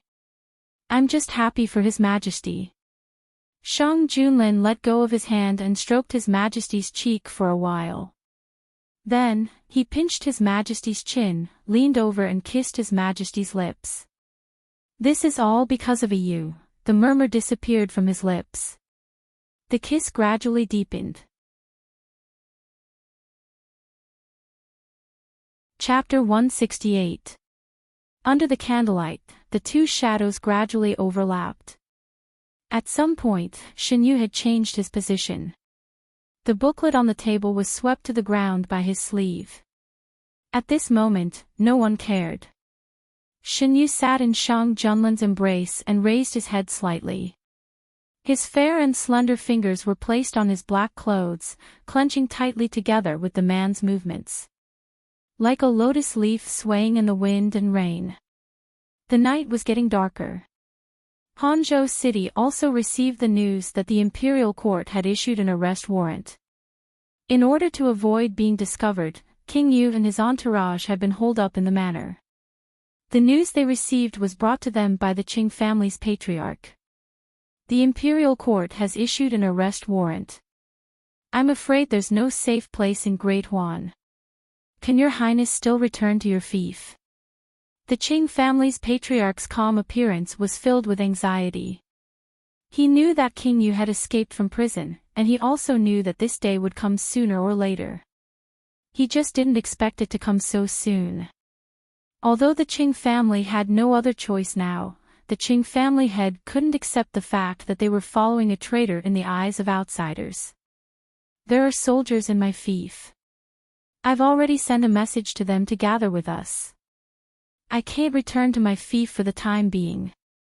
Since the emperor has issued an order to pin the crime of rebellion on me, it's impossible for him to let me return to my fief." King Yu was now in a dilemma. Most of his forces were in his fief, and there was no one by his side that he could use. He had already been convicted of treason, and it was impossible for him to return to the imperial city. If he did, he would only be walking into a trap and dying.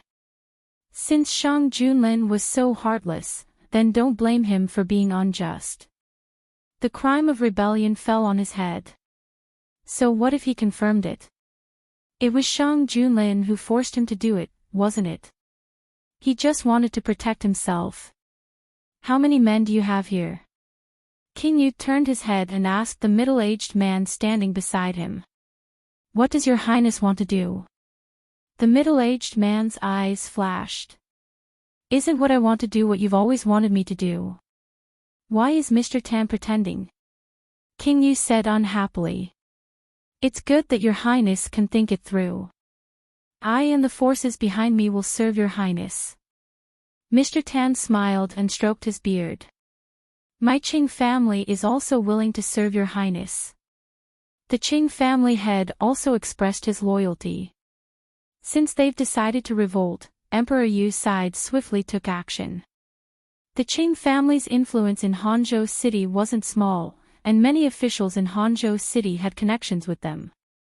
Hence, they suddenly revolted and took control of half of the forces in Hangzhou City. The officials sent by the imperial court were locked up by them, and the King of Yu's group was officially stationed in Hangzhou City as their stronghold. When the people that received them in Hangzhou City received the news, they entered Hangzhou City. It was a group of several thousand people, and the highest-ranking general in Hangzhou City was the son-in-law of the Qing family. He had always followed the Qing family, and now that the Qing family had sided with the King of Yu, he had also rebelled. His subordinates who opposed him were all killed in public. Under such bloody methods, no one dared to take the risk. Hangzhou City had completely changed. The King of Yu sent a message to his men. These men were arranged by him in the early years, and not all of them were in the fief. When they received the news, they immediately rushed over to Hangzhou City. At the same time, Mr. Tan's men also entered Hangzhou City. In the blink of an eye, tens of thousands of troops had gathered in Hangzhou City. This winter was destined to not be peaceful. The news from Hangzhou City to the capital was blocked, and Shang Junlin received the news through the hidden dragon guards. The King of Yu has rebelled. Shang Junlin closed his fingers, and the piece of paper crumbled to the ground. What? Shen Yu stood up in shock. The King of Yu has rebelled. After the shock, Shen Yu didn't find it strange. The King of Yu had always had thoughts of rebelling, and he was just carrying out his plan. When they arrived in Hangzhou City, they knew about the imperial court's arrest warrant and colluded with the Qing family to take control of Hangzhou City. The officials sent by the imperial court were nowhere to be found, and the hidden dragon guards only managed to send out the news after losing half of their men. Shang Junlin's tone was cold. What's the situation in Hangzhou City? Shen Yu knitted his brows in worry. The garrison of Hangzhou City has rebelled. Adding in the troops that came from nowhere, Hangzhou City now has an army of 80,000. The hidden dragon guard said that there's still an endless stream of troops entering Hangzhou City. The King of Yu had attacked them at the wrong time, and if it weren't for the news from the hidden dragon guards, they would have known about it even later. Thus, Shang Junlin immediately gathered the ministers for a meeting. When the ministers heard the news from Hangzhou City, they all sucked in a cold breath. No one had expected that the King of Yu would have the guts to rebel. Where did the King of Yu get so many troops from? One of the ministers was baffled. The King of Yu had the authority to raise an army, but the scale was small. With the King of Yu's rank, he could only raise 2,000 soldiers. But the current situation was that the King of Yu had more than 80,000 soldiers, and the number was still increasing. Where did these soldiers come from? Many of the ministers had the same question in their hearts. Since he already had the intention of rebelling, it's not surprising for him to raise an army. Right now, we have to deal with the matter of the King of Yu. The Prime Minister brought the topic back. The Prime Minister is right. The King of Yu has been convicted, but the northern province is still at war with the northern desert. Who should we send to quell the rebellion? Because of the previous emperor, the Great Huan dynasty didn't have many capable generals. They couldn't possibly send the emperor himself, right? After all, it wasn't that serious. I have someone in mind to quell the rebellion. Apart from Hangzhou City, we still have to worry about whether there will be problems in Yuezhou. Shang Junlin said calmly. Yuezhou was the King of Yu's fief. Shang Junlin had originally sent people to temporarily take over Yuezhou. Now that the King of Yu was rebelling, Yuezhou wouldn't be peaceful. Yuezhou is rich, and it's also the fief that the previous emperor left for the King of Yu. The king of Yu won't give it up so easily. The imperial court must prepare early. First, let the soldiers in the surrounding areas guard them. If they find any troublemakers, take care of them on the spot. The imperial court must also send people over as soon as possible. Yuezhou. The king of Yu's crime of rebellion was announced, and Yuezhou fell into chaos. The king of Yu had been operating in Yuezhou for many years and had deep connections with the local powers. If the king of Yu's crime was true, they wouldn't be able to escape from the consequences. What should we do now? All the major powers of Yuezhou gathered together to discuss the big issue. His Highness didn't come back for so long because he was trapped in the capital city. Now that the capital city is forcing him to rebel, we are indebted to him. Of course, we can't abandon him at a time like this. You're right. His Highness has been doing his job all these years. Under his rule, Yuezhou has been thriving. Without the king of Yu, we wouldn't be where we are today. No matter what, we have to stand behind the king of Yu. The minister's worries were not without reason. For themselves and for their own interests, the powers and the fief of the king of Yu wouldn't easily cut ties with him. Fortunately, the imperial court reacted in time and the small-scale rebellion was suppressed. Shang Junlin appointed a general to lead the army to fight against the king of Yu. The weather was getting colder. Shen Yu stood under the porch with a thick cloak wrapped around him. The fluffy collar made his face look even smaller. The war with the northern desert people is ending soon, right? Shen Yu reached out his hand and a snowflake fell on his hand. It melted quickly. Shang Junlin hugged him from behind. Soon. The colder the weather is, the harder it will be for the northern desert people to hold on. The war with the northern desert people had been in a stalemate for more than a month. It was time to end it. In the blink of an eye, I have known your majesty for almost a year. Shen Yu retracted his gaze and lowered his eyes to hide the emotions in his eyes. Shang Junlin, it's only been a year. You will spend every year with me in the future. Shen Yu, how's the situation in Hanzhou? Because of the incident in Hanzhou, the Su family, who should have been punished, were still in prison, waiting for the final judgment. Shang Junlin, the city gate is closed. The king of Yu has been holed up in the city and refused to fight. Shen Yu, with so many people in Hanzhou, how long can the food last? The king of Yu can't possibly hide in there forever. Shang Junlin, this is a problem he has to consider. I just want to find the person behind him as soon as possible. The backup plan left by the previous emperor was always a thorn in Shang Junlin's heart. Hanzhou City. The king of Yu never expected that Shang Junlin would act so quickly. It was so fast that he was trapped in Hanzhou City before he had time to prepare. As the saying goes, before the troops and horses move, the provisions move first. The king of Yu was forced to do something beyond his ability. Right now, he only had troops and nothing else.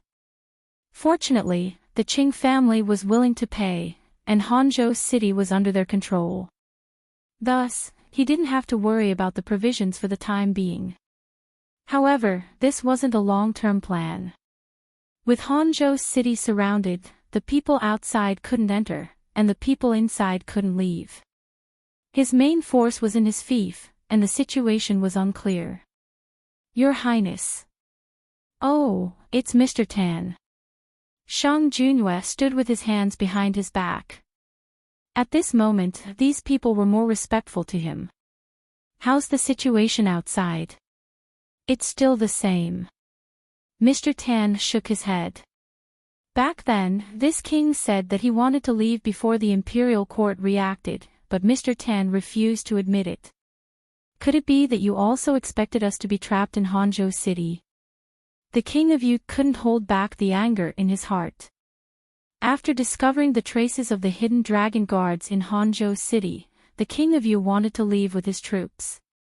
However, he was stopped by Mr. Tan, who told him to wait a little longer until the imperial court sent an army over. If he hadn't been rescued by Mr. Tan and the others, he would have suspected that Shang Junlin's men were playing with him. "Why are you in such a hurry, Your Highness? The imperial court is currently being restrained by the northern desert, so how many people can they spare? Our spies have already scouted the area. There are at most 50,000 troops outside, which is half of our men. If we want to leave, do you think that they can stop us? This king advises you not to look down on Shang Junlin. There are plenty of examples of him winning with fewer troops in the past." Among Shang Junlin's achievements, the one that was talked about the most was how he won with fewer troops.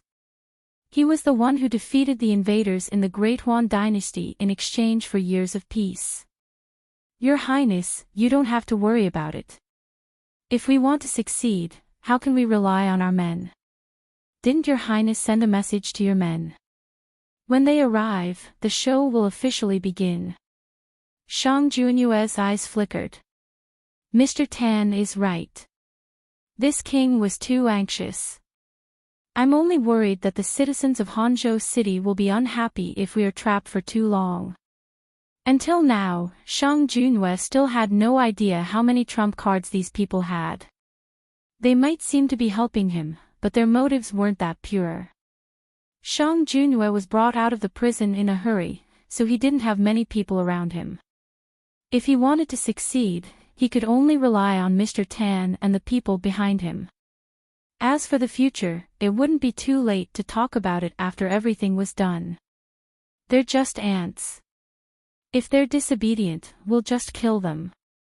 Mr. Tan wasn't bothered. Chapter 169. Actually, it's a good thing for us this time. The northern desert is holding back the main forces of the imperial court. Isn't Mr. Tan worried that the northern desert will win? If so, wouldn't the first thing I'd do after ascending the throne be to surrender to the northern desert? Shang Junyue was unhappy. How can those arrogant people of the northern desert compare to the northern desert army? Maybe the northern desert army will also celebrate your success, Mr. Tan said. Mr. Tan seems to know the people of the northern desert very well. Shang Junlin asked casually. I've had some dealings with them. Your Highness doesn't have to worry about that. Even if we lose, we can just give the northern desert back to them. Shang Junyue didn't say anything else. He had seen how the previous emperor was cursed by the people of Dahuan for giving up the northern desert. Even if such a day really came, he would never let this crime fall on his head. As if reading his mind, Mr. Tan continued, even if you have to give up Su Bei when the time comes, so what? This war wasn't started because of you. When the time comes, you'll be the victor. Is it hard to change the world's views? Mr. Tan is right. Are we still waiting? Can Mr. Tan tell us what we are waiting for? King, you didn't want to be an ignorant person. Of course, we are waiting for someone who can help us win. Mr. Tan didn't want to say more. The army sent by the imperial court didn't just surround Hangzhou and do nothing. Before they set off, they were specifically told that the enemy might not only be in Hangzhou City, but also in other places. Therefore, in addition to the army surrounding the city, the general in charge of quelling the rebellion also sent out some people to look for suspicious people. Especially in the west. Hangzhou was a vast place. Only the west side was backed by rolling mountains. The army that entered Hangzhou City had entered through this place. The mountains were sparsely populated, making it easy for people to hide. The war with Hangzhou was in a stalemate. On the other side, after receiving orders from the imperial court, the garrison surrounded King Yu's fief and waited for the imperial court to send people over. Which minister does your majesty plan to send to Yuezhou? In the warm bedroom, Shen Yu took off his thick cloak and handed it to the servant beside him. He and Shang Junlin had just come in from the outside. Compared to the cold outside, the temperature inside the hall was a little higher. In consideration of Shen Yu's health, the fire in Yuzhang Palace burned more vigorously than in other palaces. Sun Zhao. Shang Junlin took off his coat and sat down beside the soft couch. Sun Zhao, Lord Sun, had made a great contribution in the Subei incident. After returning to the imperial court with Fang Jun, he took over Fang Jun's original position. Shang Junlin trusted him a lot, so he was the most suitable person to handle this matter. Lord Sun, you are a meticulous person. I think you will be able to handle the matters in Yuezhou well. The palace servants brought hot tea for the two of them. Shen Yu picked up a cup. After drinking it, his whole body warmed up. I originally wanted to send Fang Jun over, but there were too many things in the imperial court at the end of the year. Before I could say anything, I was stopped by the Prime Minister. Fang Jun had finally entered the cabinet. The Prime Minister didn't want him to be sent away again. There were so many things to be done in the imperial court. If Fang Jun went to handle the matters in Yuezhou, he would have to deal with all the big and small matters. The Prime Minister finally found someone who could handle the government affairs with him. Your Majesty, please don't make things difficult for him. Shen Yu chuckled. He and Fang Jun both recommended Sun Chao, and I did not object. Although he had made a great contribution to the matter of Subei, what he had done with those people in the middle was also an undeniable fact. There were always people in the imperial court who refused to let go of this point. Shang Junlin pulled the man's wrist and pulled him into his embrace. Your Majesty, don't you know what these officials are thinking? They just think that official Sun is blocking their way. They can find fault even if there's nothing wrong. It's good that he's going to Yuezhou this time to solve the matter there. If it can be solved perfectly, there won't be so many people in the imperial court who won't let go of his past. I think so too. The Prime Minister and Fang Jun must have considered this when they brought it up. After receiving the imperial edict, Sun Zhao didn't stay in the imperial court for long. He immediately brought people to Yuezhou. Other than Sun Zhao, Shang Junlin also sent a few officials to accompany him. Some were from aristocratic families and some were from poor families. It was unknown whether it was a coincidence or not, but among these people, most of them were officials who went to Subei with Fang Jun. This trip wasn't completely safe.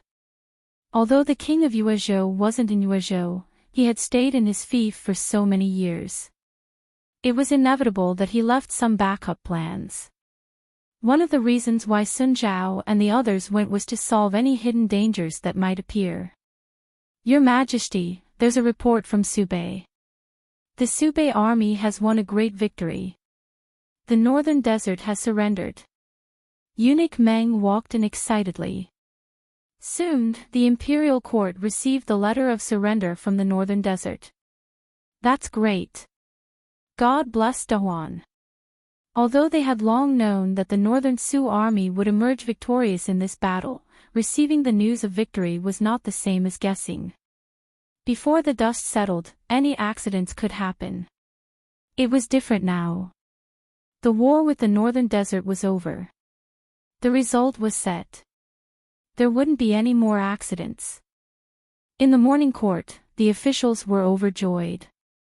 Ever since they learned that the king of Yuezhou had raised an army, they could finally relax. If the Subei army wasn't tied down by the northern desert, it would be extremely difficult for the king of Yuezhou to succeed. The next day, the People's newspaper reported about this. I knew the Subei army would win. That's great. They should beat the northern desert people. I heard that the northern desert people swore to show us who's boss. But in the end, they were beaten to the ground by the Subei army. They've been beaten before. Who gave them the confidence to beat the Subei army? Will the imperial court ask the northern desert people for compensation? Back then, the northern desert asked for the entire Subei. If you ask me, they should compensate us with a piece of land. It's not just the Subei army. They emptied half of the national treasury. If we ask for compensation, won't it be ungentlemanly? What's the point of being gentlemanly? Of course, the benefits are the most important. When they asked for compensation, they didn't say it was ungentlemanly. That's right, that's right. The imperial court was also debating about this matter. The northern desert had submitted a letter of surrender. That was all there was to it. Other than that, there was nothing else. We can't just let it go. The Prime Minister stood up. If we let it go this time, won't the northern desert think that it has nothing to do with us losing the war? They won't have to pay any price anyway. Won't they be able to invade the Sube army whenever they want in the future? Even if that's the case, we're a great country. We can't lower our price and ask for compensation. Why not? The Minister of Revenue glared at the speaker. Do you really think we won't lose anything if we win? Do you want me to list out everything one by one and show you how much we've spent on this war? After that, the Minister of Revenue began to read out the bill without waiting for the speaker's response. No matter the time, the consumption of war was huge. If it weren't for the new model of disaster relief this year, the Northern Desert People's Plan might have succeeded. The consumption of war was no less than that of disaster relief. If the national treasury was depleted in advance because of the disaster relief, this war could drag Dahuan's economy to death. After the Minister of Revenue finished reading, no one in the imperial court objected. Fang Jun also stood up. Even if it's for deterrence, we still need the other party to compensate. If they don't pay anything, the Northern Desert can invade whenever they want in the future. This is the only time they've felt pain. If they want to start a war again, they'll think twice. Lord Fang is right. Otherwise, won't people think that Dahuan is easy to bully? They can attack whenever they want. Even if we lose the war, we won't lose anything. The imperial court's opinion immediately shifted to the side of asking for compensation from the northern desert. Shang Junlin sat on the dragon throne. Seeing that they were almost done quarreling, he opened his mouth and said, "Minister of Revenue, calculate the losses this time first, and then discuss the specific compensation with the Prime Minister and a few other ministers." "I accept the decree." The Minister of Revenue cupped his hands. Next, they discussed the matter of rewards based on their contributions. Since they had won the battle, they should be promoted and rewarded. None of it should be left out. Shang Junlin had always been generous to his soldiers. He treated them well and rewarded them well. For example, this time, he directly promoted a young man who had just joined the Northern Desert Army and had won several beautiful battles. The ministers were used to Shang Junlin's generosity in this regard. No one stood up at this time to make him unhappy. After the court, Shang Junlin left a few ministers behind to discuss matters in the imperial study. "I think the grassland next to the northern desert is good. What do you think, Prime Minister?" The Prime Minister knew what he meant. "I also think it's good. Dahuan lacks a grassland like this." The other ministers also expressed their opinions. Seeing that the ministers understood his meaning, Shang Junlin was satisfied. "First, make a general plan of compensation and then show it to me." "I will obey." Because of the surrender of the northern desert, the imperial court was busy again. On the way out of the palace, the Prime Minister was once again glad that he had left Fang Jun behind. Otherwise, these things would be all on him. Now, at least he had Fang Jun to bear the burden. When Shang Junlin came out, it was drizzling outside. Eunuch Meng quickly came over with an umbrella. "Your Majesty, are you going directly to Yuzhang Palace?" "Yes." The palace servant brought a cloak. Shang Junlin put it on and stepped into the rain. Shen Yu was painting. With just a few strokes, the man's figure fell on the paper.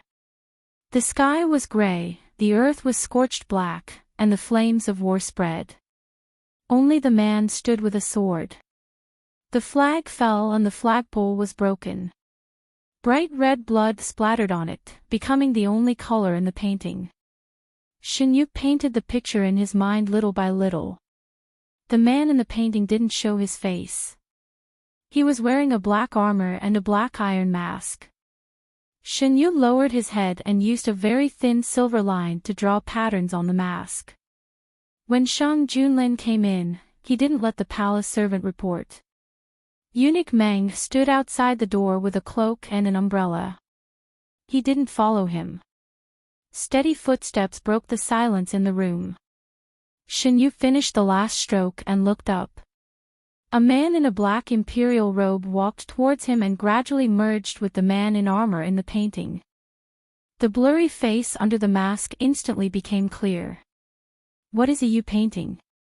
Shang Junlin walked over. "I'm painting your majesty."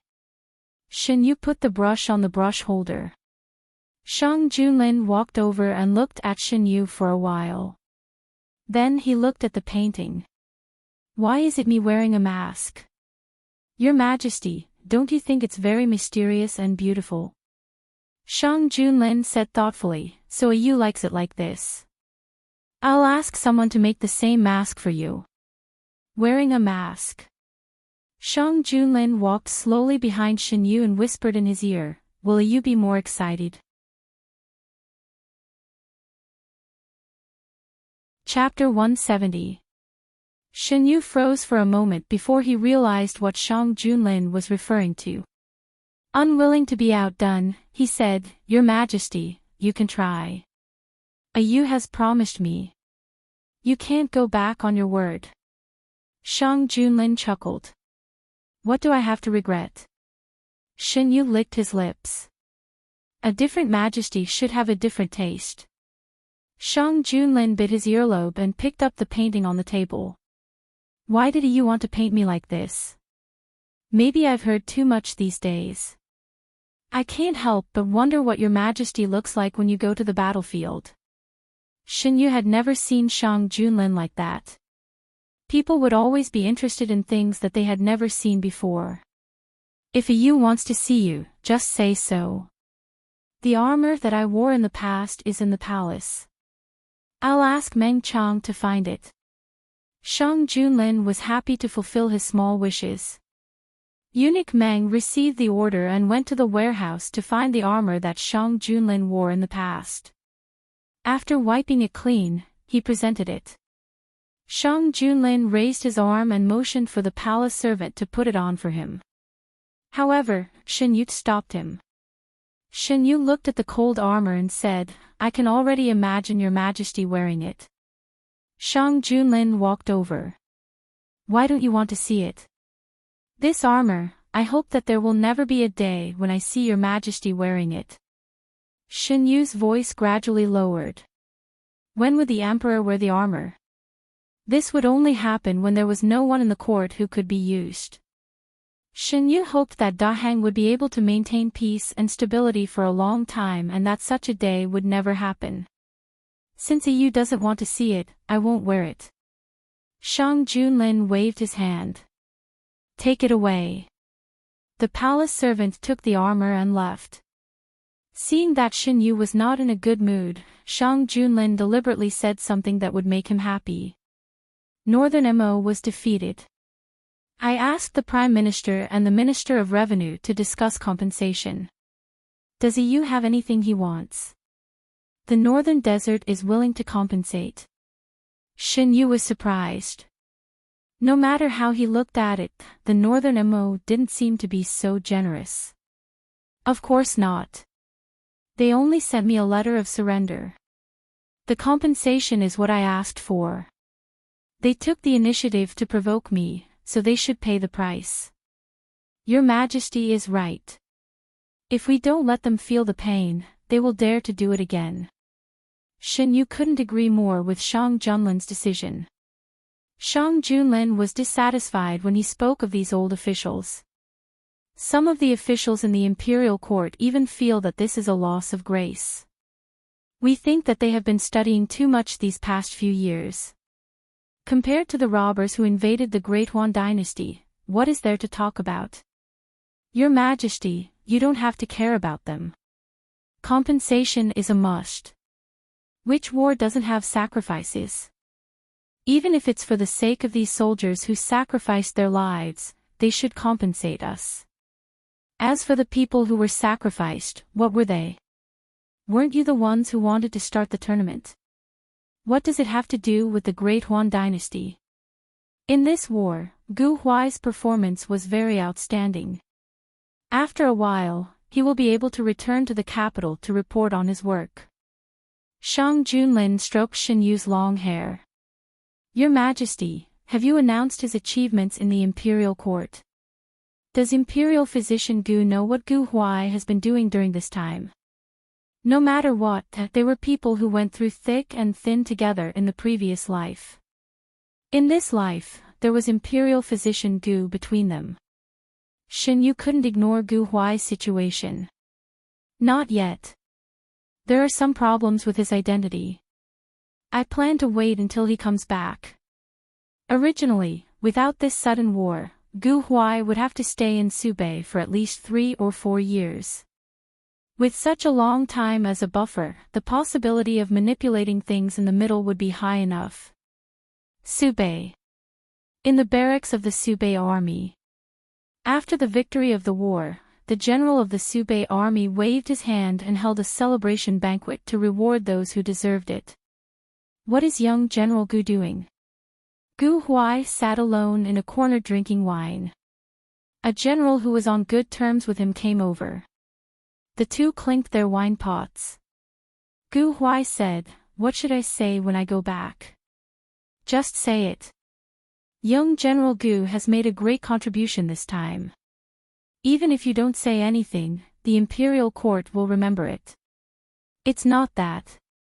I don't know how to tell my family. I didn't tell them that I came out." Gu Huai took a sip of wine. "So that's what you're worried about. It's okay. A good man's ambition is to travel far. Besides, you've made a great contribution. Your family won't blame you."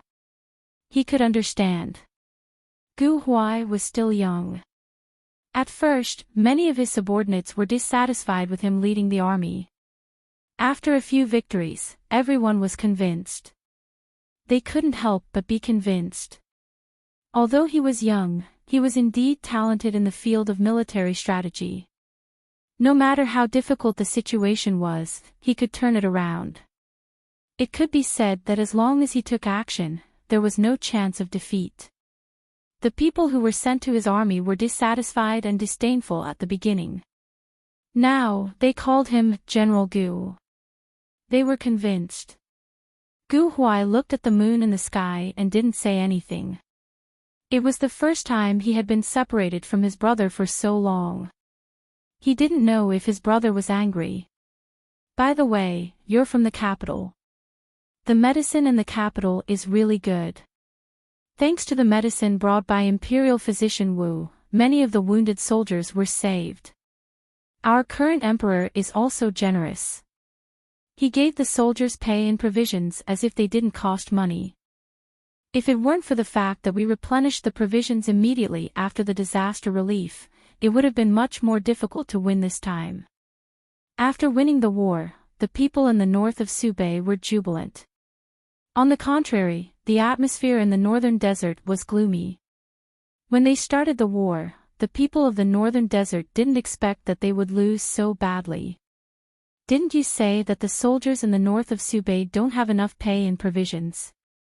Is this what you meant by a few days?" The emperor of the northern desert was angry when he thought about how he had been fooled by the northern army. The news from the northern desert was that the northern army's pay and provisions were used to help the people. At that time, our people hadn't been discovered yet. They couldn't have sent back fake news. Then how do you explain the current situation? The ministers stammered and didn't know what to say. "Forget it. A defeat is a defeat. The surrender letter has been given. It's useless to say anything else." The emperor of the northern desert seemed to have accepted the situation and sighed deeply. They couldn't win the war. What else could they do except to accept their fate? Your Majesty, I heard that a prince in the Great One Kingdom led the army to rebel. Why don't we cooperate with that prince? The Emperor of the Northern Desert's eyes flashed. There's such a thing. Tell me more. The official who spoke lowered his eyes, concealing the scheming look in his eyes. I only heard about this by chance. Actually, the Emperor of Great Huan's most favored emperor wasn't the one currently sitting on the throne, but another prince. His Highness, Prince Yu, is leading an army to reclaim his rightful position. Under the curtain of the night, there were countless conspiracies in the operation of the people with ulterior motives. After dinner, Shen Yu and Shang Junlin took a walk in the corridor. Shen Yu, even if we win this time, Your Majesty should pay more attention to the movements of the Northern Desert, especially now that the matter of Prince Yu hasn't been solved. Shang Junlin, Yu thinks that Prince Yu will collude with the Northern Desert. Shen Yu said, Your Majesty, do you still remember the people who controlled Feng Pingqi behind the scenes? At the same time, they were also in contact with the Subei officials who were punished. Although there is no conclusive evidence that they colluded with the Northern Desert, we can't rule out this possibility. Shang Junlin, after this defeat, the Northern Desert's hatred for the Great Huan Kingdom will only deepen. Especially since I made them lose so much. If the two sides have a way to contact each other, it's very likely that they will collude. In order to prevent this from happening, Shang Junlin ordered all the officials, especially in places like the Northern Desert that bordered the Northern Desert, to report as soon as they found any abnormalities. The imperial court's order quickly spread to the Northern Desert. He Qingyu and Jiang Huiqing were now able to take charge. After Fang Jun's departure, they grew quickly and firmly grasped the Northern Desert in their hands. They used the fastest speed to get the Northern Desert back on the right track. Compared to the administrators, Fang Jia was more inclined to deal with the Northern Desert. Because of her previous achievements, the imperial court had also given her a more suitable official position. Yaoji did not leave. Instead, she became a low-ranking official working under Fang Jia and changed her name to Jiang Yao. With Fang Jia's outstanding performance, the people of the Northern Desert accepted the appearance of a second woman working in the government. After the imperial court's decree was issued, the upper echelons of the Northern Desert gathered to discuss the follow-up matters. The imperial court means that the Northern Desert surrender is not enough. They need to compensate for the losses they caused to the Great Huan Kingdom. I was originally worried that the imperial court would simply accept it. The document from the Northern Desert only had the title of surrender. It didn't have any intention of reflecting on their actions. They probably think that the Great Huan Kingdom won't care about them. After this document is sent to the Northern Desert, I can already imagine the expressions on their faces. This time, I'm afraid we'll have to trouble Master Fang again. Everyone in the Northern Desert knew that as long as Fang Jia made a move, the Northern Desert would have absolutely no room to fight back. They could only lay down their weapons and surrender. The weather was getting colder. Shang Junlin's birthday was coming soon. Last year, Shen Yu gave him a copy of the flood control manual. It was half a gesture of goodwill. Now that their relationship was very different from before, the gift should also be different. The situation was special. Shang Junlin's birthday banquet this year was not grand. On the day of his birthday, Shang Junlin was still busy with state affairs. Shen Yu had prepared a birthday gift in advance. It was a painting. Unlike the battlefield that Shen Yu had drawn last time, which was mainly black, this painting was mainly warm. It was full of spring, and hundreds of birds were singing. It presented a scene of vitality. Shen Yu was thinking about sending the painting as soon as possible. That night, she couldn't sleep well. Feeling the person in his arms turn over again, Shang Junlin had no choice but to hold her tightly in his arms. If you really can't sleep, you can do something else with me. Shin Yu was actually very sleepy. She pushed Shang Junlin with half-opened eyes. What time is it now? It's almost midnight. Go to sleep. If there's anything, we can talk about it tomorrow. Shang Junlin gently patted Shin Yu's back as he said this. No. Shin Yu struggled to open her eyes. I have to go down. Shang Junlin didn't let go of her. If there's anything, just let the palace servants do it. It's very cold outside at night. It's a gift for your majesty. Does your majesty not want it? Shang Junlin reacted for a while. Then he remembered that tomorrow was his birthday. He found it funny. You didn't sleep in the middle of the night just to give me a birthday gift. Shin Yu was sleepy. Her mind wasn't very clear. She thought that Shang Junlin didn't like it. She said in a low voice, if your majesty doesn't like it, then forget it. Why wouldn't I like it?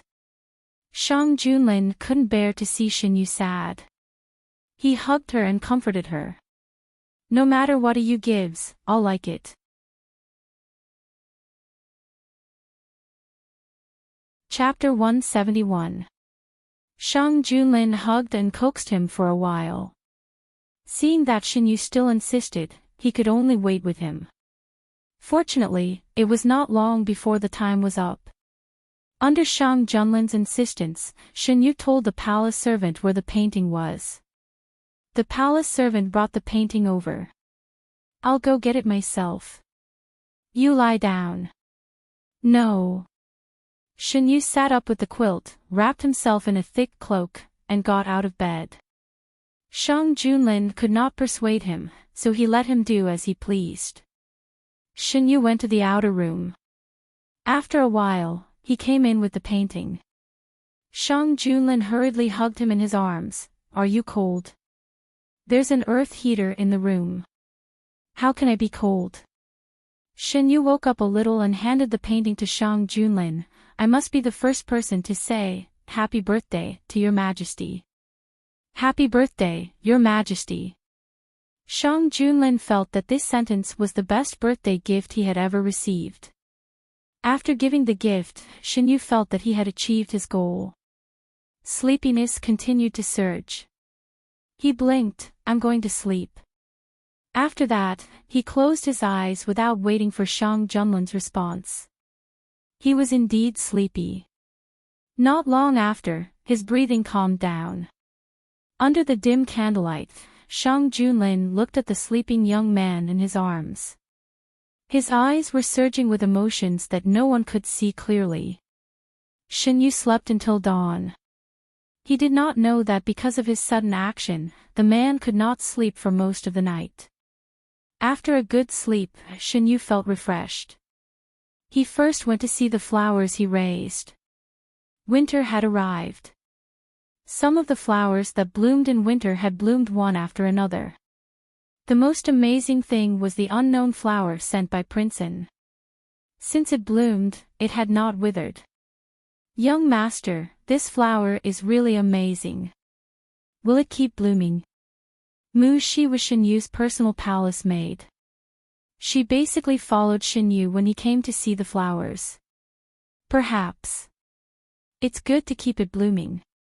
It would be a pity for such a beautiful flower to wither. As if responding to Shin Yu's words, the flower swayed gently. This servant has always felt that this flower is very spiritual. Every time Gongzi comes to see it, it is very lively. Mu Shi looked at the flower curiously. All things have a spirit. This servant feels that this flower also likes Gongzi very much.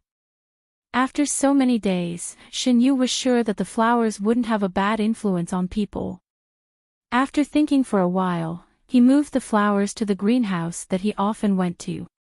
After moving the flowers over, he saw the flowers more often.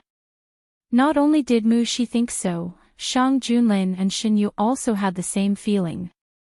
According to the palace maids, when Shin Yu did not come, the flowers would not move.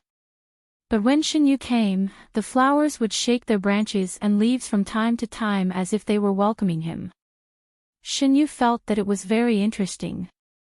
He stretched out his hand and touched the blooming petals. It was cold to the touch and was very different from other flowers. Shin Yu only touched it for a while before moving his hand away. He watered the other flowers and left with Mu Shi. The people in the manor have been trained according to young master's request. Now, there are some results. They sent someone to ask if we should continue or send some people out first. On the path, Mu Shi reported to Shin Yu in a low voice about what happened outside the palace. Before Shin Yu entered the palace, he already had a group of his own people. It was just that he entered the palace in a hurry and didn't have time to settle these people down. It was also unlike his previous life where he could directly train these people and use them. After settling down in the palace, Shin Yu gave instructions on how to train these people. After a year, he had almost achieved the results he wanted. According to the plan, send some people out first, especially to Hangzhou City. I need to know the situation over there, Shin Yu said. Among the people he trained, there were people who specialized in intelligence. Shin Yu was in the palace, so he didn't know much about the outside world. He needed a pair of eyes to pass on the news from outside the palace. The development in this life was very different from his previous life. In his previous life, the King of Yu didn't rebel at this time, nor was he forced to do something beyond his ability. In his previous life, the King of Yu's reputation was extremely good. His rebellion was what the people wanted. But it was different in this life. Now that the King of Yu's reputation was ruined, he was a traitor in the eyes of others. The hat of rebellion was placed on his head, and it couldn't be removed easily. For the King of Yu, who had always cared about his reputation, this was undoubtedly an uncomfortable matter. Oh right, isn't it popular among the scholars to criticize the King of Yu? There are also all sorts of stories and nursery rhymes. Get them to think of a way to pass these things to Hangzhou City. It's best if they can reach the ears of the King of Yu. How could the King of Yu not hear such a pleasant voice? When he returned to the Yuzhang Palace, Shang Junlin still hadn't returned. Thus, Shin Yu went to the small study room.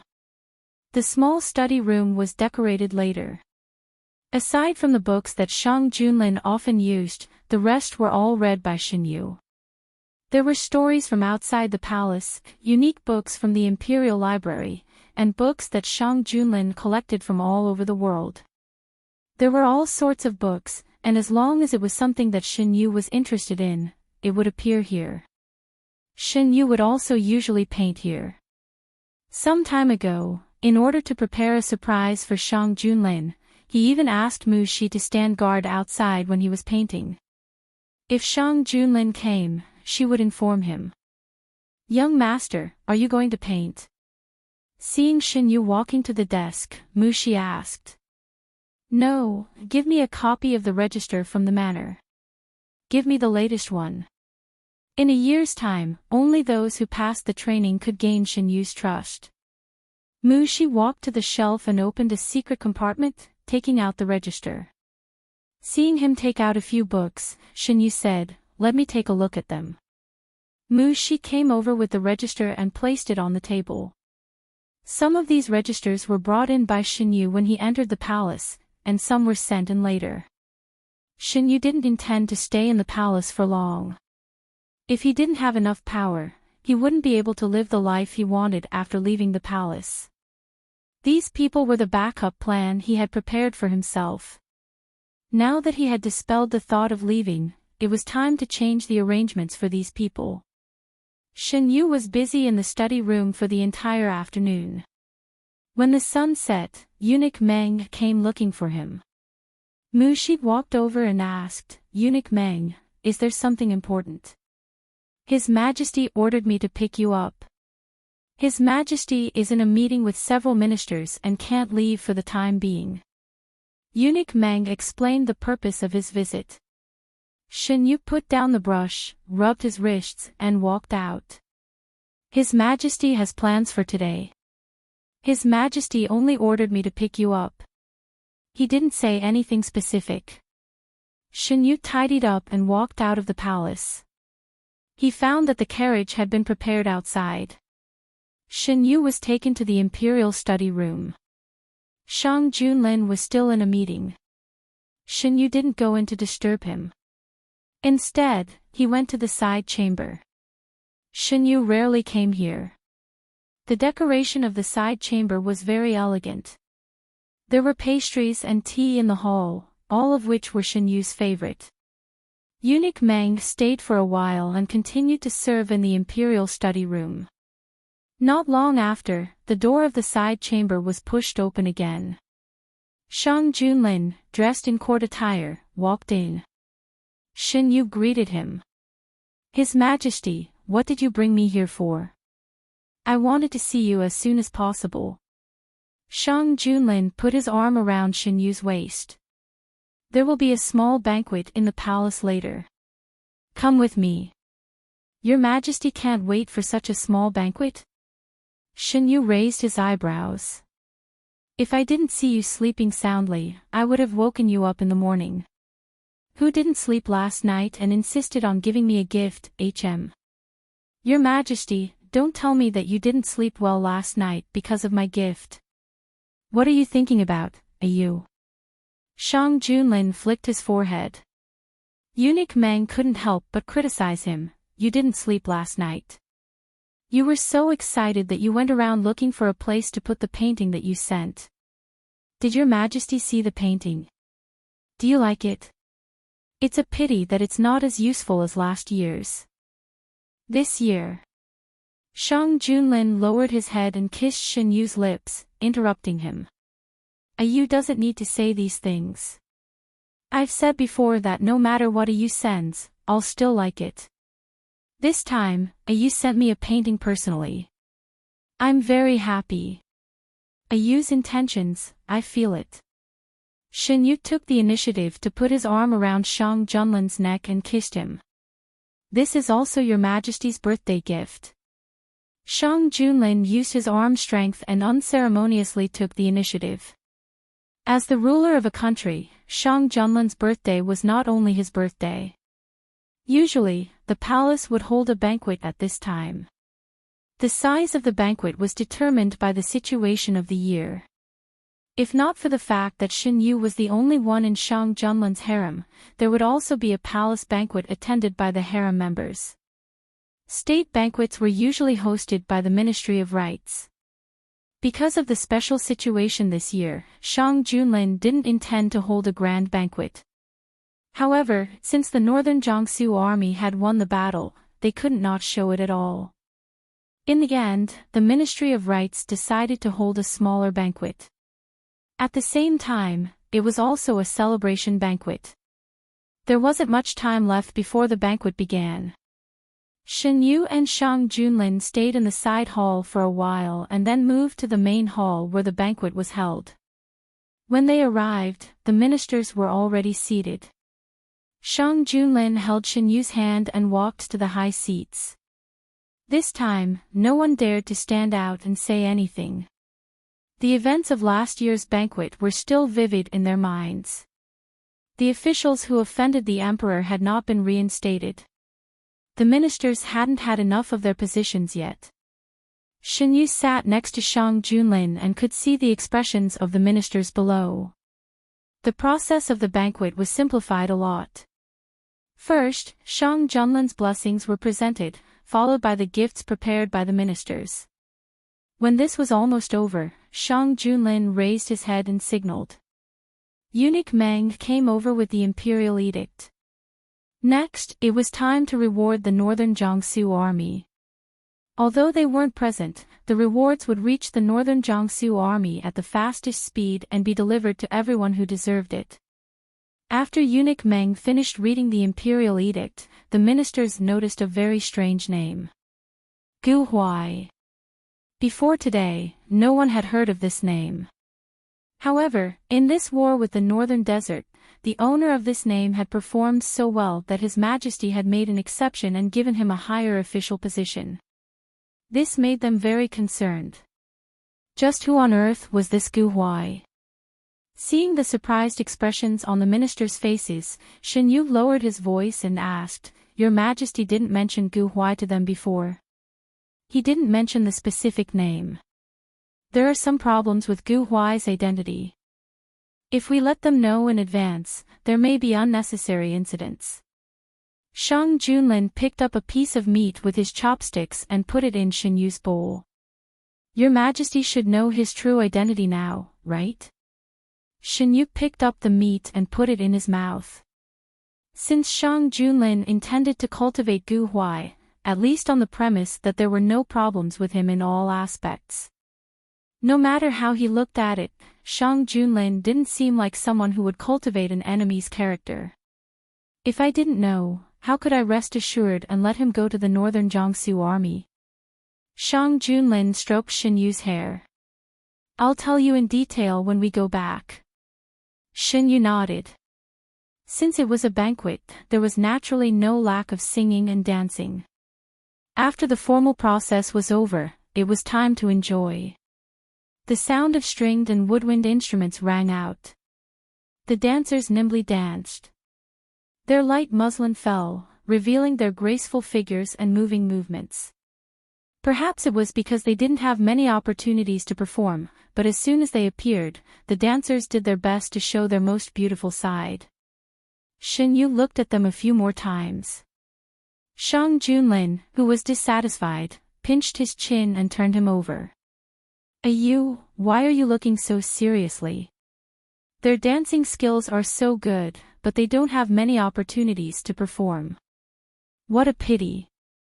Shen Yu sighed. If you like, I'll let them dance for you every day. Shang Junlin's fingers stroked the soft skin of Shen Yu's chin. It was obviously a gentle tone, but for some reason, eunuch Meng, who was standing behind the two, heard a sense of coldness. Your Majesty is obviously unhappy. Why do you have to say it out loud and make yourself angry? Shen Yu mercilessly exposed the man's insincerity. Why would I be unhappy? Tell me about it. The man's face was reflected in Shen Yu's eyes. He smiled and said in a teasing tone, because your Majesty is jealous. I am indeed jealous. Shang Junlin narrowed his eyes. You made me jealous on my birthday. You will have to make it up to me tonight. Looking at the man's dark eyes, Shen Yu couldn't smile anymore. Chapter 172. Shen Yu felt a dull pain in his waist. Shang Junlin paid attention to his facial expression and noticed a momentary change. What was you thinking just now? He was thinking about how to fool the emperor tonight. Shen Yu answered silently in his heart. He picked up some vegetables that he disliked the most and put them in Shang Junlin's bowl. Nothing. I just think that your Majesty should cool down a little. Shang Junlin knew exactly when Shen Yu's facial expression changed. Naturally, he also knew why his facial expression changed. However, how could he let go of the meat that was already in his mouth? He pretended not to know. Shang Junlin ate the vegetables in his bowl without changing his facial expression. After this incident, Shen Yu no longer had the interest to continue enjoying the song and dance. Sometimes, he liked to tease Shang Junlin, but he knew when to stop. Of course, the more important reason was that if he continued to tease Shang Junlin, his waist might not be the only thing that would suffer tonight. Shang Junlin was not interested in the song and dance. Compared to the dancers dancing in the middle of the hall, he preferred to watch Shen Yu. Shen Yu, who did nothing, was as dazzling as anyone else in his eyes. Without the interest to watch the song and dance, Shen Yu put his attention back to the front. He and Shang Junlin talked as if there was no one else around, which shocked many of the ministers. They knew that Shen Yu was very favored, but hearing the news and seeing it with their own eyes could not be compared to the shock. Shang Junlin, who was with Shen Yu, was very different from the image of the emperor in their memory. Many people could not help but sigh in their hearts, so, His Majesty also has such a side. Good wine was placed in front of the ministers. Naturally, there was also wine in front of Shin Yu and Shang Junlin. Because Shin Yu could not drink, Shang Junlin only drank 2 sips when the ministers toasted him at the beginning. After that, he did not touch the wine in his cup. Shin Yu was a little greedy. When Shang Junlin was not paying attention, he took his cup and took a sip. He knew that he shouldn't drink too much, so he only took a small sip. Under the spicy taste, Shin Yu couldn't help but frown. His current body hadn't gotten used to the taste of wine. Just one mouthful made him feel a little dizzy. Shin Yu looked at the wine glass and wanted to take another sip. Suddenly, a big hand reached over and snatched the glass from his hand. Shin Yu followed her hand and looked up. Shang Junlin looked at him helplessly. "Why did you drink when I wasn't paying attention?" "I only took a small sip. I didn't drink too much." Shin Yu defended himself. Shang Junlin saw that his gaze was still fixed on the cup in his hand, so he simply brought the cup to his mouth and drank the wine in the cup in one gulp. "You can only drink one mouthful, Shin will drink the rest for you." In order to prevent Shin Yu from secretly drinking, Shang Junlin simply asked the palace servants to remove the wine on the table. Shin Yu found it funny. "Your Majesty didn't let me watch the singing and dancing, nor did you let me drink wine. What do you want me to do?" "You only needs to look at Jin. It would be best if he didn't pay attention to anything else." Shin Yu drank the wine and felt a little stuffy. "Your Majesty, I want to go out for a walk." "Why?" "It's a little stuffy in the hall. I want to go out for some fresh air." The fire in the hall was burning brightly. The doors and windows were closed. It was warm, but it was easy to get stuffy if one stayed for a long time. "Wait for Zhen, Zhen will go back with you." Shang Junlin called eunuch Meng and whispered a few words to him. Then, he got up and said, "Let's go, Ayu." In this kind of banquet, after the necessary procedures were completed, one could leave early. Not to mention, Shang Junlin was the emperor of Dahuan. No one could stop him from doing whatever he wanted. After he left, the atmosphere in the hall became more lively. Before going out, Shang Junlin carefully wrapped Shin Yu with a cloak. "It's cold outside. Be careful not to catch a cold." When the door was opened, the cold wind swept in. Shin Yu couldn't help but shiver. His slightly muddled mind was blown by the wind and became sober. The man's warm palm wrapped around his. The two walked side by side on the small path. The palace servants were far behind them. When they arrived at Yuzhang Palace, Shin Yu, who was originally a little tipsy, was completely sober. "Your Majesty, did you just leave the ministers there?" Shin Yu asked when he saw that Shang Junlin had no intention of leaving.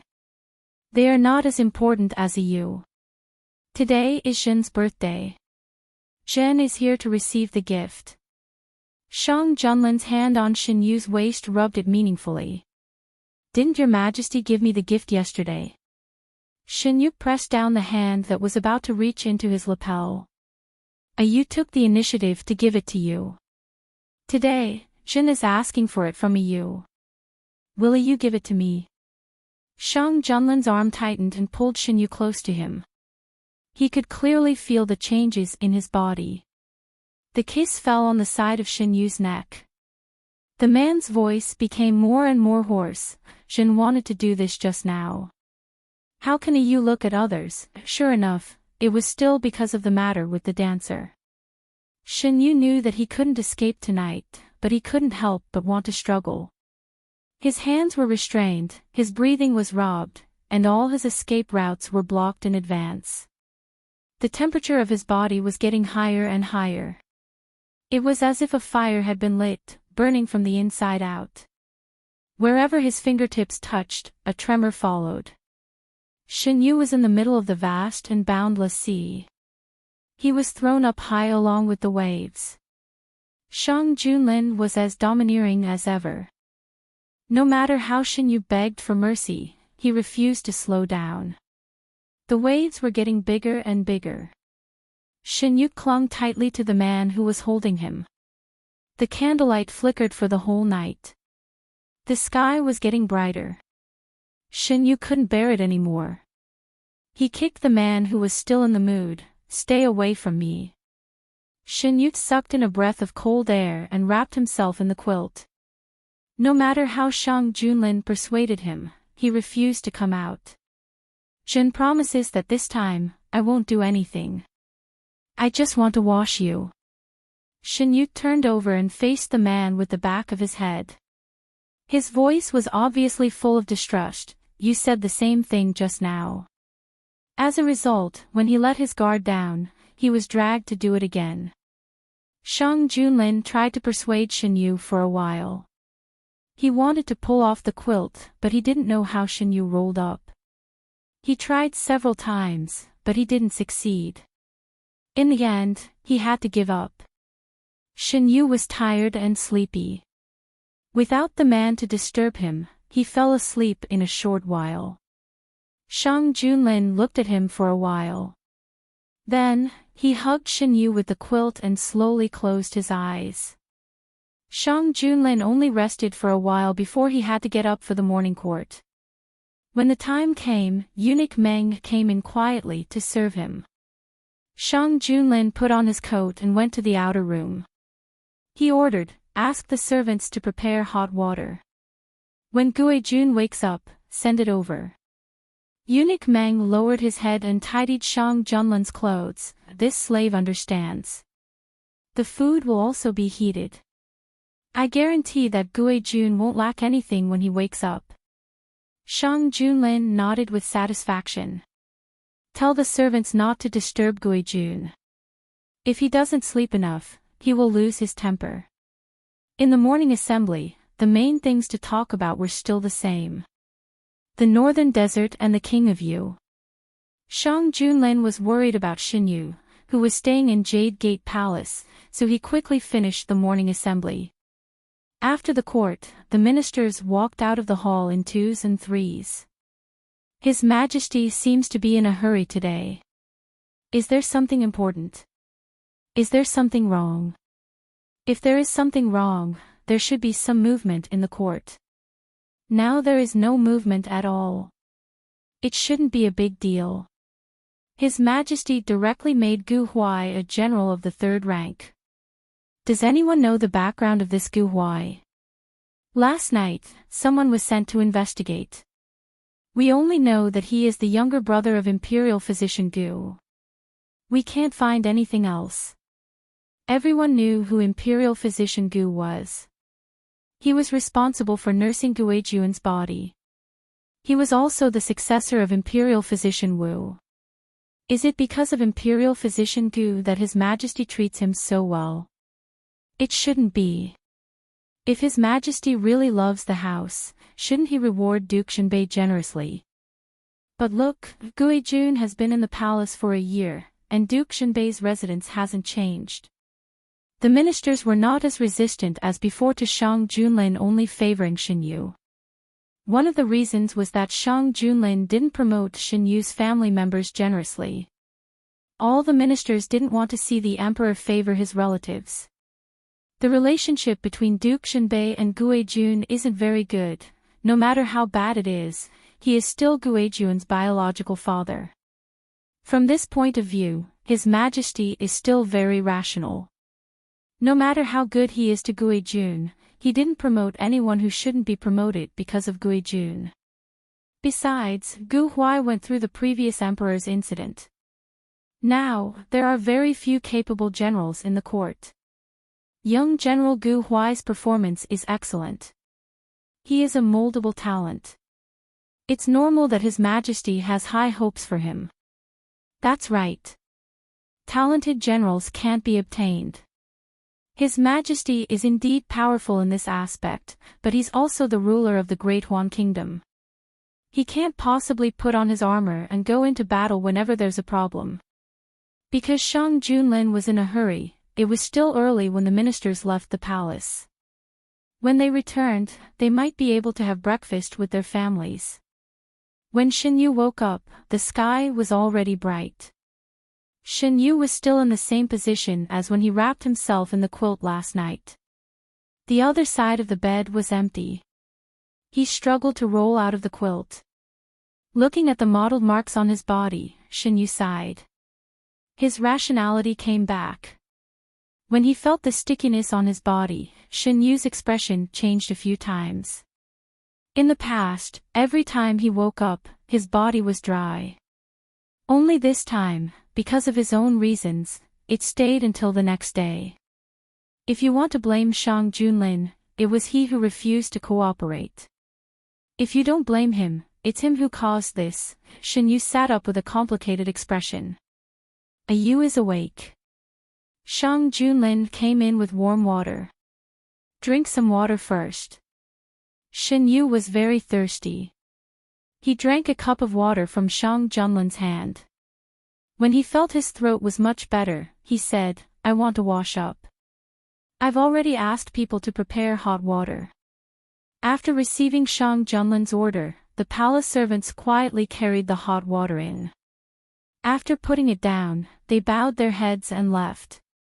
Your Majesty, if you still don't know how to control yourself next time, you can go back to your own palace to sleep. The 10-day promise had been broken countless times. Later, Shang Junlin knew when to stop and didn't toss and turn for half the night. Shin Yu let him be. Last night, Shang Junlin seemed to have been stimulated by something. Shang Junlin knew that he went a little too far last night. He carried Shin Yu into the bathtub without complaint. When he saw the marks he left on the youth's body, his eyes darkened. He took a handkerchief from the side and carefully wiped Shin Yu. Shang Junlin was already familiar with this kind of thing. Shin Yu was lying on the edge of the bathtub with his eyes slightly closed. His skin was faintly discernible under the water. The youth was half lying in front of him without any defense. Shang Junlin's throat moved, and his arm was submerged in the water. Shin Yu suddenly opened his eyes and grabbed the hand. Your Majesty, what do you want to do?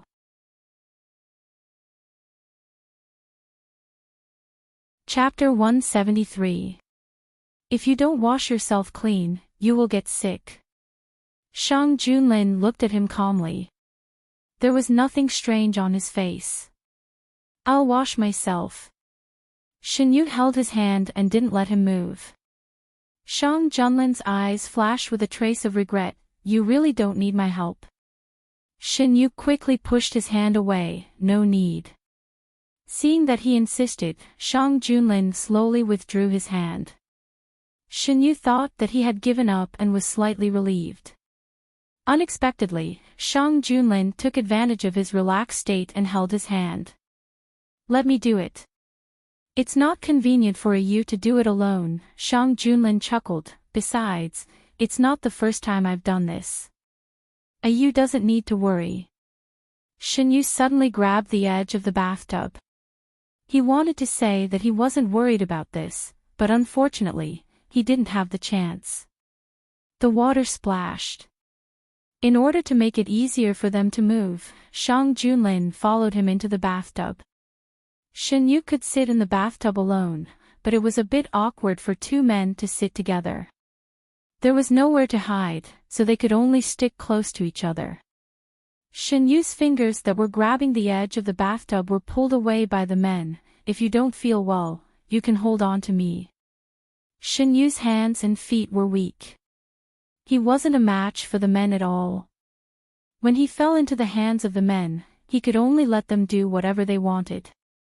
Didn't you say that you would help me wash? What is your Majesty doing?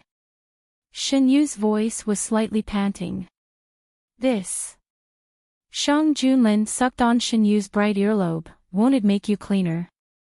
How can you wash like this? Shin Yu bit his lower lip, not wanting to let his voice overflow. The bath took more than an hour. When Shin Yu was carried out, his whole body was red.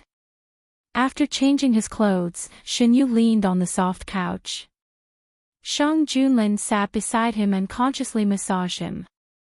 Shen Yu couldn't help but reflect on himself. He didn't take Shang Junlin lightly. Shang Junlin also didn't eat anything nutritious last night. Why was it so out of control? What he didn't know was that the night before, he had kept up with the time to give Shang Junlin a gift. Even though he was so tired, he still insisted on doing it. It made Shang Junlin's heart melt. It was an indescribable feeling of happiness to be remembered by someone he liked. Shang Junlin's heart was filled with all kinds of emotions. If it wasn't for the fact that he didn't want to disturb Shen Yu's dream, he wouldn't have just hugged her for one night. During the day, Shang Junlin knew that he was in the wrong, so he asked the small kitchen to prepare Shen Yu's favorite dishes, which were light. He set up a small table next to the soft couch to feed her. Shen Yu was so hungry that he didn't have the mood to argue with Shang Junlin about what happened just now. After the meal, a minister came to find Shang Junlin. "I'll be back soon." Shang Junlin kissed Shen Yu's forehead. "If there's anything you want to do, just tell them." "Your Majesty, please go." Shen Yu waved his hand. His waist hurt when he saw him now. Shen Yu lay down for a while. Mu Shi came in and said, "Gui Jun, Imperial Physician Gu wants to see you. Today isn't the day to take the pulse." "Why is Imperial Physician Gu here?" Shen Yu was puzzled. "Bring him in first." "Did Imperial Physician Gu say what's the matter?" "It seems that he was invited by Your Majesty." Mu Shi went out to meet him. Imperial Physician Gu came in with a medicine box. He first saluted Shen Yu. "Greetings, Gui Jun." Imperial Physician Gu doesn't need to be so polite. Imperial Physician Gu stood up and looked at Shen Yu. The young man's face was ruddy, the corners of his eyes were red, and his lips were bright. It was easy to see what he had just experienced. Imperial Physician Gu remembered why he came here, so he went forward to take Shen Yu's pulse. "His Majesty asked me to come and take a look at you," Imperial Physician Gu explained. After taking the pulse, Imperial Physician Gu withdrew his hand. "There's nothing seriously wrong with your body. It's just that your qi and blood are a little insufficient. I will prescribe some nourishing prescriptions. You'll be fine after taking them for 2 or 3 days." Imperial Physician Gu was called away by the palace early in the morning. He thought that something had happened, but when he arrived at Yuzhang Palace and saw the people, he realized that he was wrong. It was only one night, but he needed to take nourishing prescriptions. Shen Yu's forehead twitched. "I'll have to trouble Imperial Physician Gu to wait here for a while. When His Majesty comes back, I'll take a look at him." "Yes." Shen Yu didn't want to leave Imperial Physician Gu hanging. He also had something to ask him. "Now that General Gu Huai has won the military merit, I congratulate Imperial Physician Gu first." "Thank you, Your Majesty. To tell you the truth, I didn't know about this until someone came to announce the good news this morning." He didn't have time to think about it before someone from the palace came to invite him to the palace. Until now, he still didn't have much real feelings about this matter. Regarding Gu Huai's disappearance in the past few days to enlist in the army, Imperial Physician Gu had always felt that it was unreal. In his impression, Gu Huai was still a child who needed his protection. Who knew that one day, this child would fly out of his wings and become a great hero who could support the heavens and earth? He had heard people talk about Gu Huai before. There was an invincible little god of war in the northern Jiangsu army. This matter was talked about enthusiastically in the capital, from the newspapers to the neighbors. Countless people were talking about it. When he heard about this matter in the past, he didn't know that the main character was Gu Huai, so he didn't pay much attention to it. Now that he thought about it, Imperial Physician Gu couldn't help but wonder if Gu Huai would catch a cold at the border. Would he get hurt?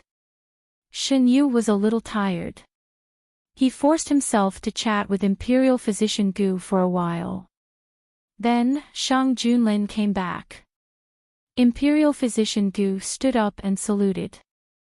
Shang Junlin excused Imperial Physician Gu's salute and walked to the soft couch to sit down. "How is your Majesty?" These words were directed at Imperial Physician Gu. "Your Majesty, Your Highness is doing well." Imperial Physician Gu repeated what he had just said. "I specially asked Imperial Physician Gu to stay behind and take Your Majesty's pulse." Shen Yu poked Shang Junlin's arm. "I don't feel any discomfort." Under Shen Yu's gaze, Shang Junlin automatically swallowed the rest of his words. "Thank you, Imperial Physician Gu." Shen Yu was satisfied. Imperial Physician Gu stepped forward and took Shang Junlin's pulse. After a while, Imperial Physician Gu released his hand. "Your Majesty is healthy. There is no problem. Don't you need to take medicine with me?" Shen Yu couldn't help but ask. "This." Imperial Physician Gu paused. "Your Majesty's body is indeed fine. There is no need to take medicine." Shen Yu lay back down weakly. It turned out that he was the only one who was weak. Eunuch Meng sent Imperial Physician Gu out and took the servants in the room with him. "Yu, why did you suddenly think of asking Imperial Physician Gu to take my pulse?" Shang Junlin picked him up and held him in his arms. Shen Yu twisted and found a comfortable position.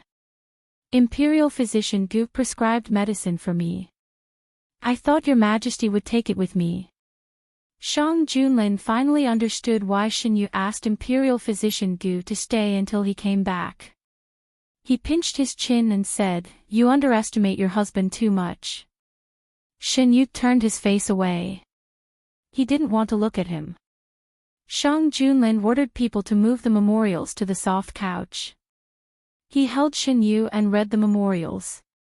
Shen Yu lay in his arms and fell asleep not long after.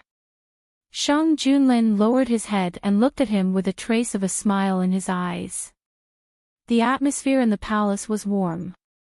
Compared to it, the atmosphere in King Yu's palace was bleak. It was approaching the end of the year. It was supposed to be a day of reunion.